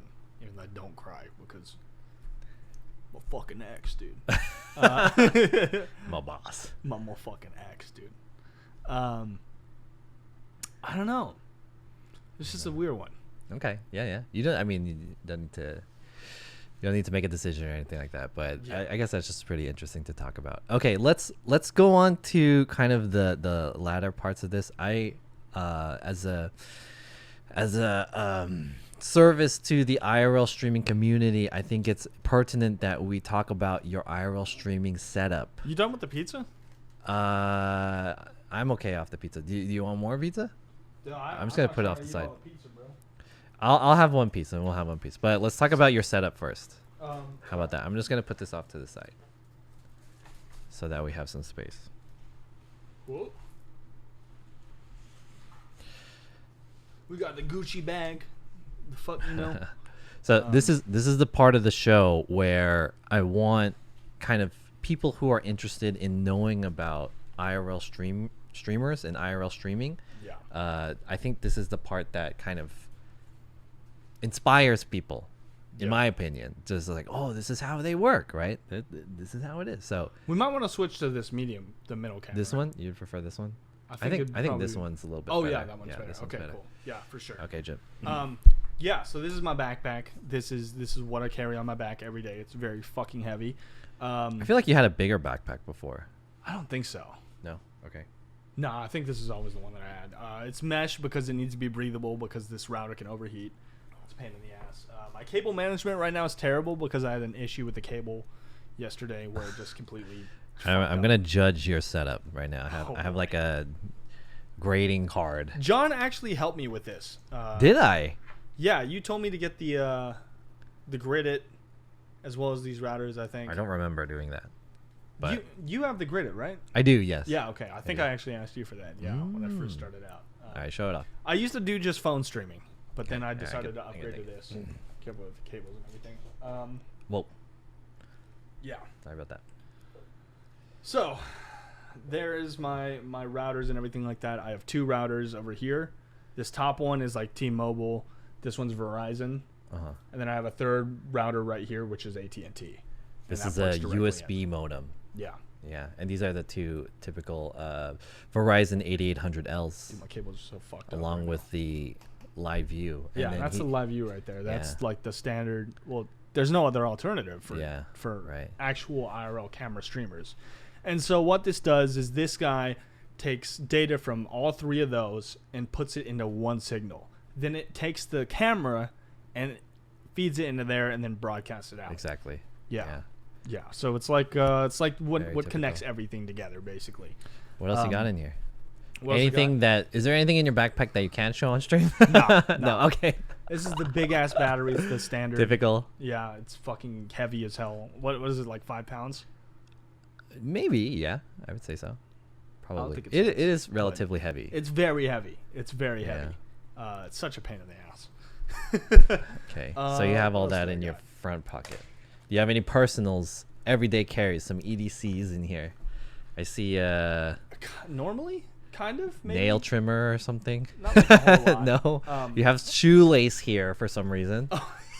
What is this? I used to have a carabiner, but I put my speaker onto this shoelace. This is a JBL clip. Why didn't you just put it here? Because it just hangs down and it's weird. I Okay. like it over my neck, so I just do that. I have a bigger speaker I used to bring around for rap stuff, but I just don't give a shit anymore. So Okay. this right here is just a backpack clip. You can slide your camera in there. And actually, what I got for this camera right here is a GoPro adapter right there. So I just use this and basically just do GoPro shit. I've turned this into a GoPro camera with the mount. Can you take it off? Yeah. So I literally can just slide this out like any other GoPro. There you go. And then just swap it out. I have a helmet that has the attachments. And just slide that in there, slide it in there. I have one in my car. I can just fucking slip it in. Gotcha. That for me is, I mean, for me, it just makes it so much Before you put that back on, Yeah. can I see the selfie stick? Let's talk about your selfie stick.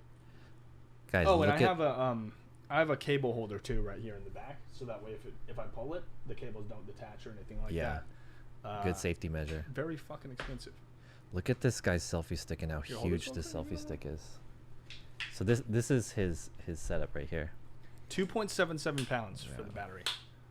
Ah, I see. Oh, and he has the UANT skeleton too. Yeah, that's just a protective case, kind of. This right here is my selfie stick, my current one. Look at this huge boy.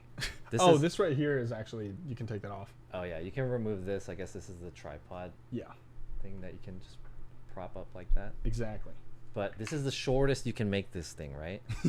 Look at the size of this compared to my forearm. It's that big. And you just carry this around? It also gives me a sense of security, you know? It's like, in case motherfuckers you want to test me, need just bonk. It's my bonk stick, yeah. Okay. And then it looks like you have the bike mount over here that's easily pull out. See, I normally actually have a wristband. The wristband too. I put it on my wrist and then just slide it in. But I can't find the other part of it. I've been looking like a motherfucker for that, but I have no clue where it went. So, I mean, it kind of depends, you know. That guy right there is, just for your phone. It's pretty standard. Yeah. I think I have one half of the wristband in there. And this is also extendable, so you can just, like... I've had different ones. Why would you want to extend it any longer than it's already... Crowds? I don't know. Huge. He just wants to telephoto it. I like the angle better. And Jin is already pretty tall. Jin, you're like 6 what? 6 foot. 6 foot. Maybe 6'1"? 6'1"-ish. Okay. Yes. What else you got in here? Okay. Baby wipes. Some essentials. Sunscreen. Okay. Sunscreen. All right. It's fucking hot and also like very sunny right now. This is the wristband. So I usually just put this on my wrist, and then as a second part slides in. What else do I have? Honestly, like my equipment's pretty bare. This is the old clamp for my phone, but it's just sketchy and my phone falls out of it, so I just don't use it anymore. Everything else I bring around is not actually that much. I have a spare cable I usually have, but I'm using it right now because of cable issues, which are the biggest pain in the ass for an IRL streamers. When your cables start fucking up, everything hits the fan, and you gotta pay money to get a new one, and it's just chaos. You start greening out and everything like that, where your camera goes green, and it's just the worst. Got In here, when I used to do Uber Eats on stream, which I do every once in a while, I have fucking gloves. I don't know. Never know when you need gloves. Yeah, you'll never why know do when you you need why do you gloves. keep it in an Amazon Prime bag? I don't know. Oh, back padding. Back padding. So Back that way, padding. There you go. I don't know. The heat won't go to my back and shit, and it goes Okay. outwards. I also, I don't know if I forgot it. I have a push pin, like a thumbtack, and a piece of foam. And so whenever I need to swap my SIM cards out of my two phones, which I have here, which I can also go into, I Gotcha. use it for that. And it's really useful because I Gotcha. don't know where my SIM ejector tool is. And use 2 phones. I have 2 phones. This was an iPhone. Honestly, I was just running double Android before this, but Yeah. I was like, camera looks good. Ooga booga. So I just got an iPhone. Got it. Honestly, it's pretty solid for business because a lot of other people in the like rap industry use them. So it's just it's being a sheeple, you know. Okay. I'm part of the sheeple. And this right here is just a Moto G7 Power, I think. And what this does is it just it has a big ass battery. This thing can last like 3 days, in like standby mode. Yeah, pretty good. Actively, I'm at like 50%. I started streaming today, like what, 3 hours ago, Mhm. something like that. And you still have how much? 50%. 50%. 50%. Here, let me check the uptime right now. Wow. Uptime. 4 hours, 17 minutes. Yeah, so it can last about 8. Wow. That's Something a like long that. time. And that's with Bluetooth on, with mobile data, etc., etc. Mhm. So, yeah. Then I'm using IRL chat, which is the industry standard. It's Oh, that's actually something I'll show yes. to you guys. Hey guys, so this is the app that Jin uses when he streams. He's actually think almost streaming everybody right now uses on it, his right? channel. Yeah, not most people do. There's some that don't, but this shows his chat, also the stream, and any alerts that is. So this is very essential to the workflow of an IRL streamer right here. Yeah. Yeah, on his phone. Very nice. This is what it looks like. I usually have a case for it too, but I just forgot it today. Mm-hmm. Um, There you yeah. So with this inside of the app itself, I have my alert box. go. Yeah. 1 second. Let me pull that out. Yeah, so this is just like a rundown of all my alerts. That's what his alerts look like. It's so tiny, dude. What the hell? Why don't you make it bigger? So that way when I need to see shit, I can take a look at that. Okay. Yeah. From there, also I have Tilt-to-Fire alerts from when I was doing a charity stream a little bit ago. I just forgot to remove it. And then a sound alert thing so people can play sounds. Got it. Yeah, and that all feeds into the speaker. So Yeah. that's why people can harass other people in public with voices, Got it. basically. Cool. I think that's pretty much it. Sometimes I have a light I bring around just When in it gets case dark. out. Yeah. Yeah. I don't really stream after dark because Venice gets sketchy. For sure. But- For sure. Yeah, I mean, I think in general it's kind of a bad idea to stream after dark. Yeah, for the most part for a stream, that's pretty much it. I like to keep it as minimal as possible to an extent because it's just heavy as fuck already. Yeah, sure. And you have to there's- carry that for hours. Exactly. You're doing it. And there's already so much shit that you're doing. It's just like a pain in the ass. Cool. Okay, chat. If you guys have any last questions for Jin, I think we're good about wrapping this up. But before we Which pizza do you go, want? whichever you don't want, you can just give me whichever you don't. You pick. I'm bad at this. All right, I'll just get the right one. This, All right. I'll eat this one. You can have that one. All right, sick. I wanted to give the chat a chance to ask Jin any questions before we go. I think we're ready to wrap this one up. It was a pretty good show. I think after we get some questions going on, I want to share one last thing, and that is the story between Jin and I getting punched in the face, which led to me getting my tooth broken. So I think that's a good story to end on. But before we start that story, I'll let chat ask any questions. Any good questions? Holy shit, man. Fucking nuts. How do you like the West Side? Why did you move in there from K-Town? 1 second. Now the gunshots are by the beach. Dude, I don't know how. I know you really disliked your K-Town apartment, but in my opinion, Venice is probably the grossest place to move to. Yeah, I lived underneath like fucking 2 kids, and their parents would let them run around. Like you can hear yours sometimes. Yeah, my upstairs does that sometimes. But they would literally just like for like 15, 16 hours a day. Damn. Not exaggerating. Like they'd have breaks like, but they'd be from like 2 a.m. to like 7 a.m. running and screaming, and then they'd go to sleep for like a bit and then wake up and fucking like 12 p.m. to 5 p.m. running and screaming. It was chaos. I went fucking crazy. Like all my anger issues really flared up and stuff, and just like I was done. But ultimately why I moved to Venice Beach was for IRL streaming. As I say, like it's part of my life, you know. It's like if I'm in Venice, I'm around all sorts of tourists that I'm never ever going to see again. You know, so I can just be weird and do weird shit and not personally feel like I'm being judged. I feel like there's a lot of crazies there though, and it's probably kind of loud. Do you like live really nearby Venice Beach, or are you like a few blocks away? Or it's I'm like 2 blocks from the beach. Yeah. Oh, so you're not like too remote to it, right? No, but the thing is that I'm crazy. Okay, Like, match the energy. Yeah, exactly. So it feels like I've lived with fucking heroin addicts, meth addicts, just like I've done and seen it all. I fucking went to warehouse parties and shit. It's like whatever. Okay. So for me, I just find it very interesting. I find the people to interact with very interesting. I find that people down there who are crazy usually have a story, and that it's just, I don't know, it's fascinating. It's very interesting. Hollywood was very circular.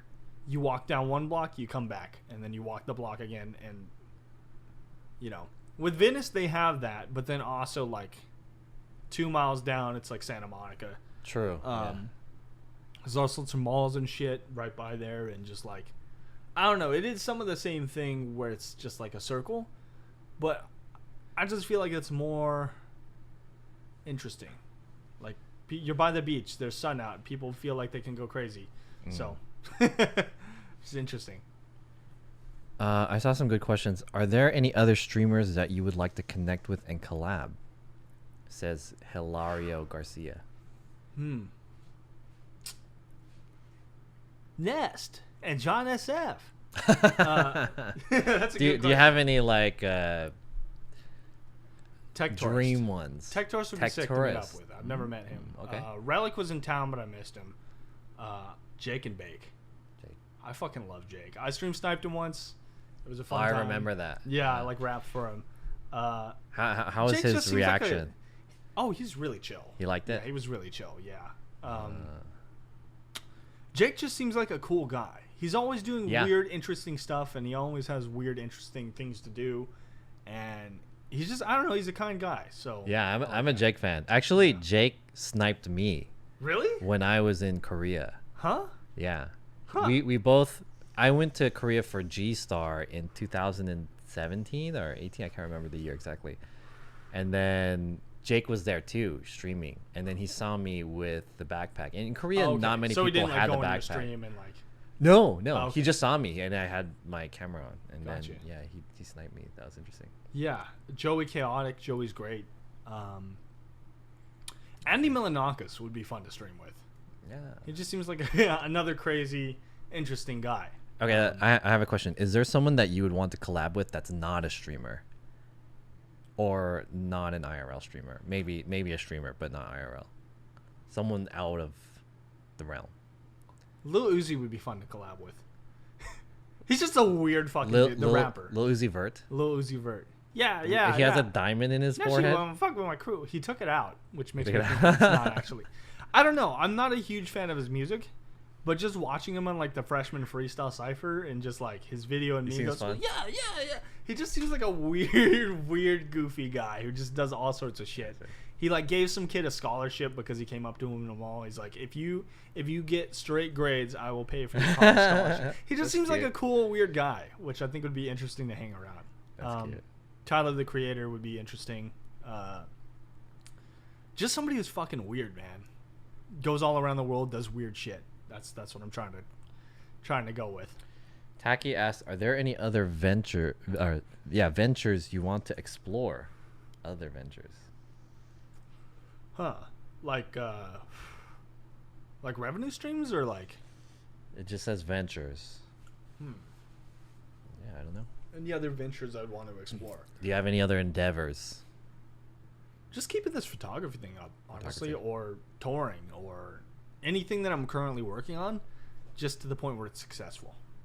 You know? Yeah, for me, when I think of you, you really seem like a guy who's trying to grind something, like try to find how you can make something work, whether it be like social media or streaming or content creation or like, very in the realm of art and trying to make it in that way. Yeah, that's how you always come across to me.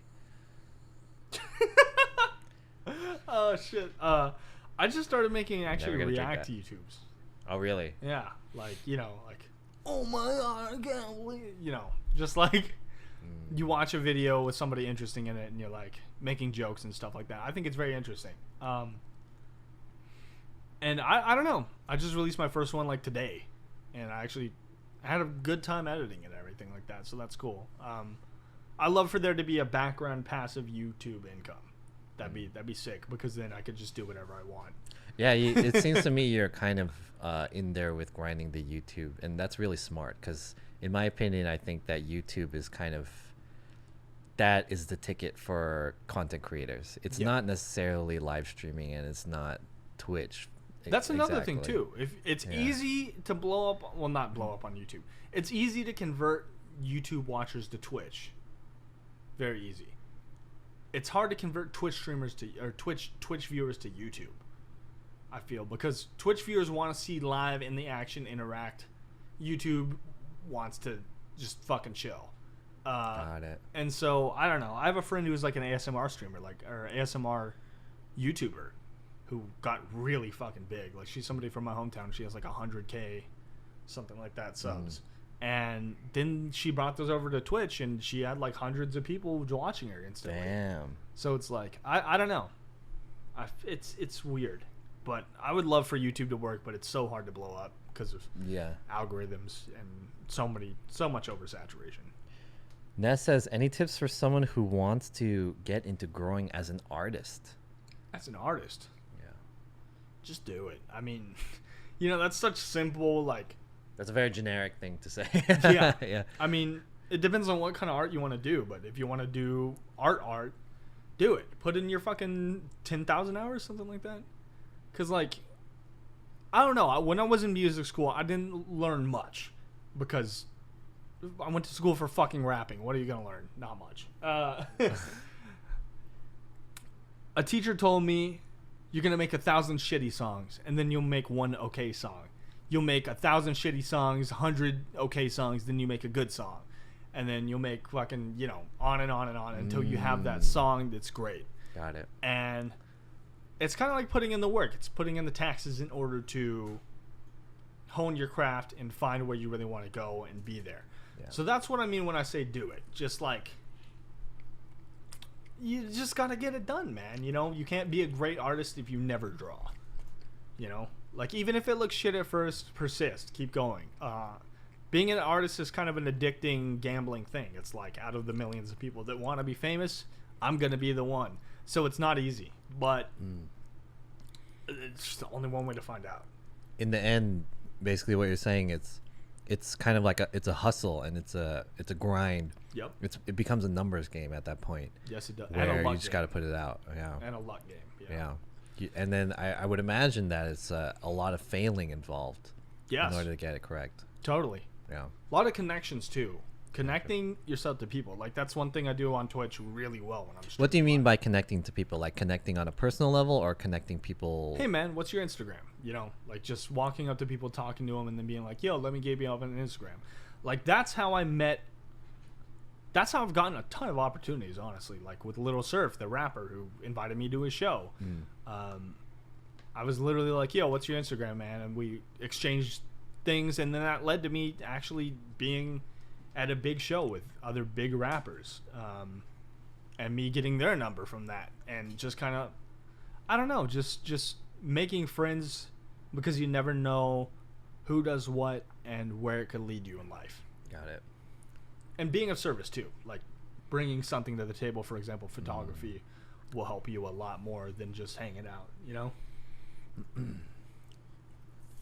Okay.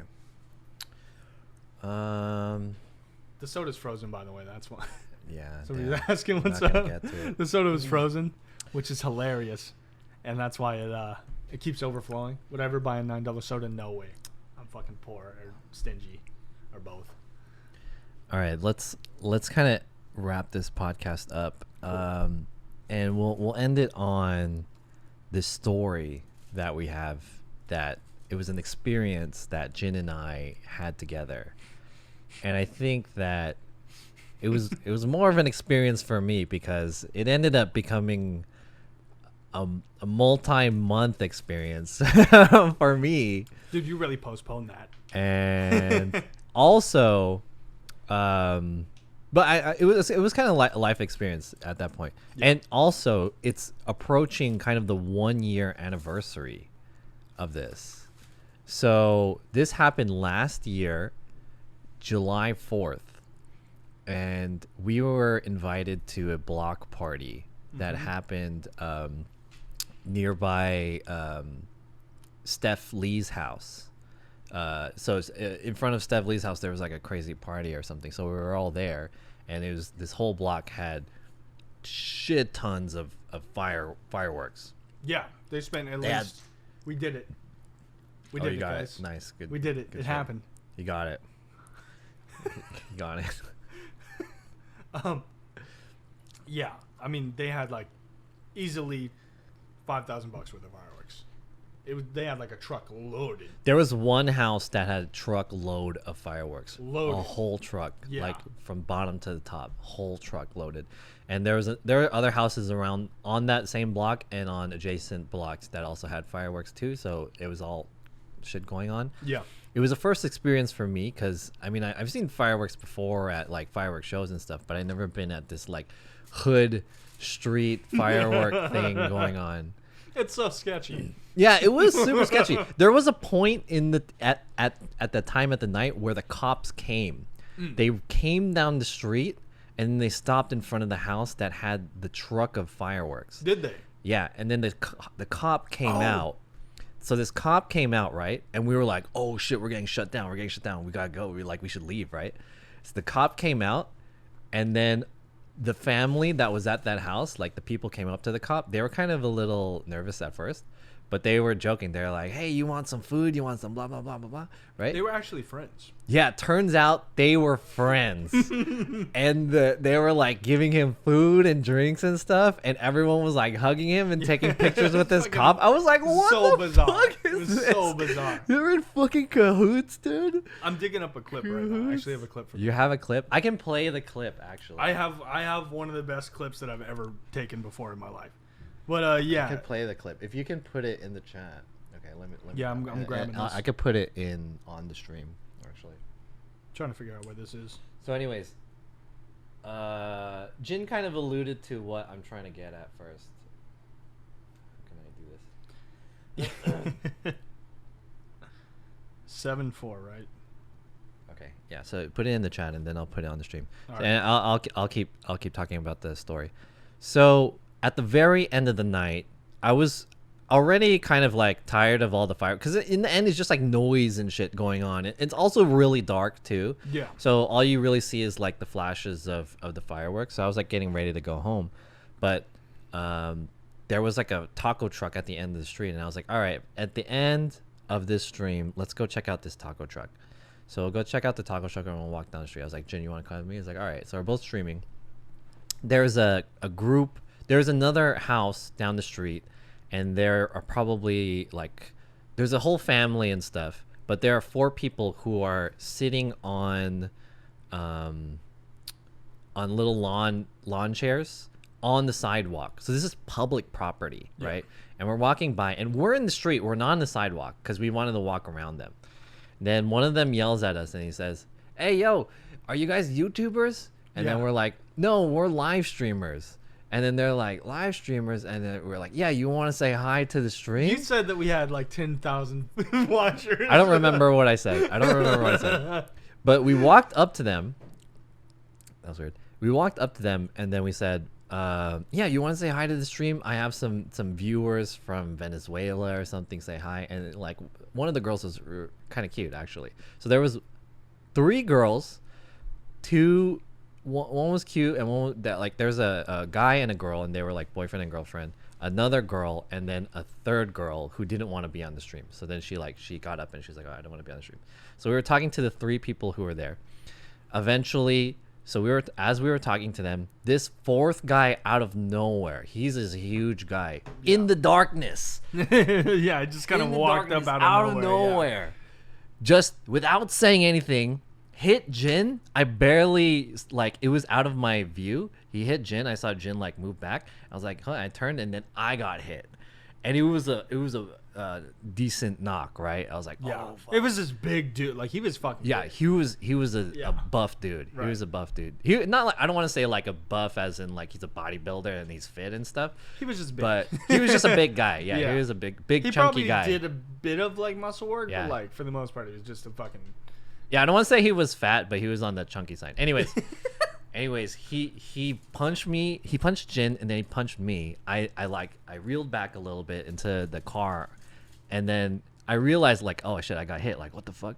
And then I reached into my mouth, and I noticed like I was wondering if I was bleeding from the punch. I didn't see any blood, but I noticed there was something wrong with my mouth, and I was like, dude, my tooth is gone. My tooth, and I was like, oh fuck. It was like, dude, I have to go back. So I went back into Steph's house. And she was like, "Oh my god, are you okay?" And so I was looking at the. And everybody was like, "In stream." Yeah, I was like, "Should I end?" I didn't know what to do. I was like, "Dude, should I end the stream?" I don't want to get banned. The number one thing in my head was that I didn't want to get banned. Yeah. I didn't want to get banned. So I was like, "All right, let me put this on the BRB screen and I'll give it to someone." But the other thing is, I kind of wish that I continued to stream. That way, we would have like the evidence of his face and stuff. Yeah, like but that. also we definitely would have gotten banned. Yeah. So yeah, it was kind of like a half and half scenario where we didn't want to get banned, and. Like what would have been the right thing, but honestly for me, the number one thing was the number 2 thing was I didn't want to get banned. The number 1 thing was I wanted to get my tooth back. So I was like, Steph was like, "Oh, here, I'll give you some salt water and stuff." So I remembered maybe about 2 weeks prior to that, I watched this video about what to do if your tooth falls out. So there's a way that you can save your tooth. You have to get the tooth and you put it in milk. But Steph, didn't have real milk. She only had like almond milk or some shit. And anyway, so I was like preparing or whatever. I was like trying to, like think about what I'm gonna fucking do because I was shooken up. And I don't know what you guys were doing, so maybe you can fill it in at this time, because I know that eventually he and some other guy came to Steph's house to like apologize or something like that, right? Yeah. I mean, dude, I was outside just fucking arms crossed. I was like, bro, no. He's like, yo, man, he was super drunk. Yeah, he was obviously drunk. He was real fucking drunk. Yeah. The big guy was like, yo, man, my friend wanted to apologize for punching you. He gets like this when he's drunk. I'm like, dude, it's cool, whatever. And it's like, the guy tried to wasn't he like trying to shake our hand or something? I don't know. Yeah, eventually. No, dude. Eventually, I came out because I wanted to see what was going on, and I wanted to find my tooth. And then so he came up to me, and he was like, yo, he was like, I apologize, like I forgot what he said, but he said he apologized, and then he said like, I'm not gonna pay for anything, and I was right. I saw his hand. And his hand was bleeding because it hit my other tooth, and I guess it dug into his hand. So I saw that one of his hands was bleeding. Victory. Yeah, and then I was like, dude, I don't care. I just want my tooth, right? And so I walked over, and we were with Rooney, and so we were like looking for the tooth on the ground in the dark, in the grass. I don't know how Rooney did it, but he found the little shard of my tooth. Crazy. picked it up, and then went back to Steph's house, and I put it in that almond milk. Yeah, it so stayed my percolating. theory behind it, what we had thought about, because we looked at his Instagram, or his friend's Instagram. I think we got it somehow, right? They were like, what's your Instagram? And we had it Yeah, up or we something. had one of the initial guy's Instagram. Yeah, and so we looked at it, and it was like, haircuts, cash only. And it looked real weird. And we kind of like, I feel like me and some other people deduced were like, this could easily be a money laundering thing because it didn't have any reputation. I don't know. I don't think that's the case. I don't think they're like shady people, but I'm not gonna like make it any assumption. That's why I don't think they wanted us to film them, because I thought they were like, I feel like they were up to some sketchy shit with that, where it's like cash only money laundering sort of thing for undisclosed reasons, and he didn't want us filming because he thought maybe we were part of something devious against them. Could be. I don't want to like really think about it. I don't think it's that deep, but basically he just hit us, and then he said like, Oops. no, he said next time don't record without our permission. And I was like, dude, they asked us. Yeah. They asked us to come on our stream. So anyways, besides that guy, the whole family was like very apologetic. Like the girl that didn't want to be on the cam, Yeah, I want to think she say came over too. Yeah, the initial girl, one of the women didn't want to be on the stream. I think she was his wife or something like that. I'm not sure. They were maybe related in some way.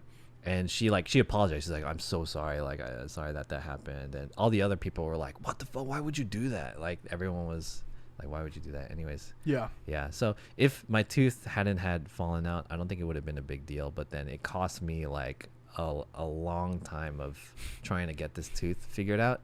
It took me like 6 months. Yeah. To figure it out. Finally fix it. Right. And like I had toothaches, and it was the first thing that ever. It was first time anything like that ever happened to me. I've never broken any bones. Yeah. I've never like had a cavity ever. So yeah, it was pretty crazy. Let me say my last words. Thank you guys for watching the stream today. Jin, do you have anything you want to say? Nah, give John money. Give John all of your. Give John money. John needing money, needing a lot. John needing money now. Do you want to plug anything, Jin? This is, by the way, Jin's channel is twitch.tv/Jinpaisenpai. That's me. I am Jinpaisenpai. I do IRL streams as well. Usually not at the same time that John does them, because my schedule is all over the place, and also I think you're up way earlier than I am. But yeah, come and check me out. I also do fucking YouTube. I just released an epic video on my YouTube today, like about 12 hours ago, something like that, where I looked at this guy Just Dustin, who's incredibly fucking dangerous. He did a don't flinch challenge and almost killed like all of his friends.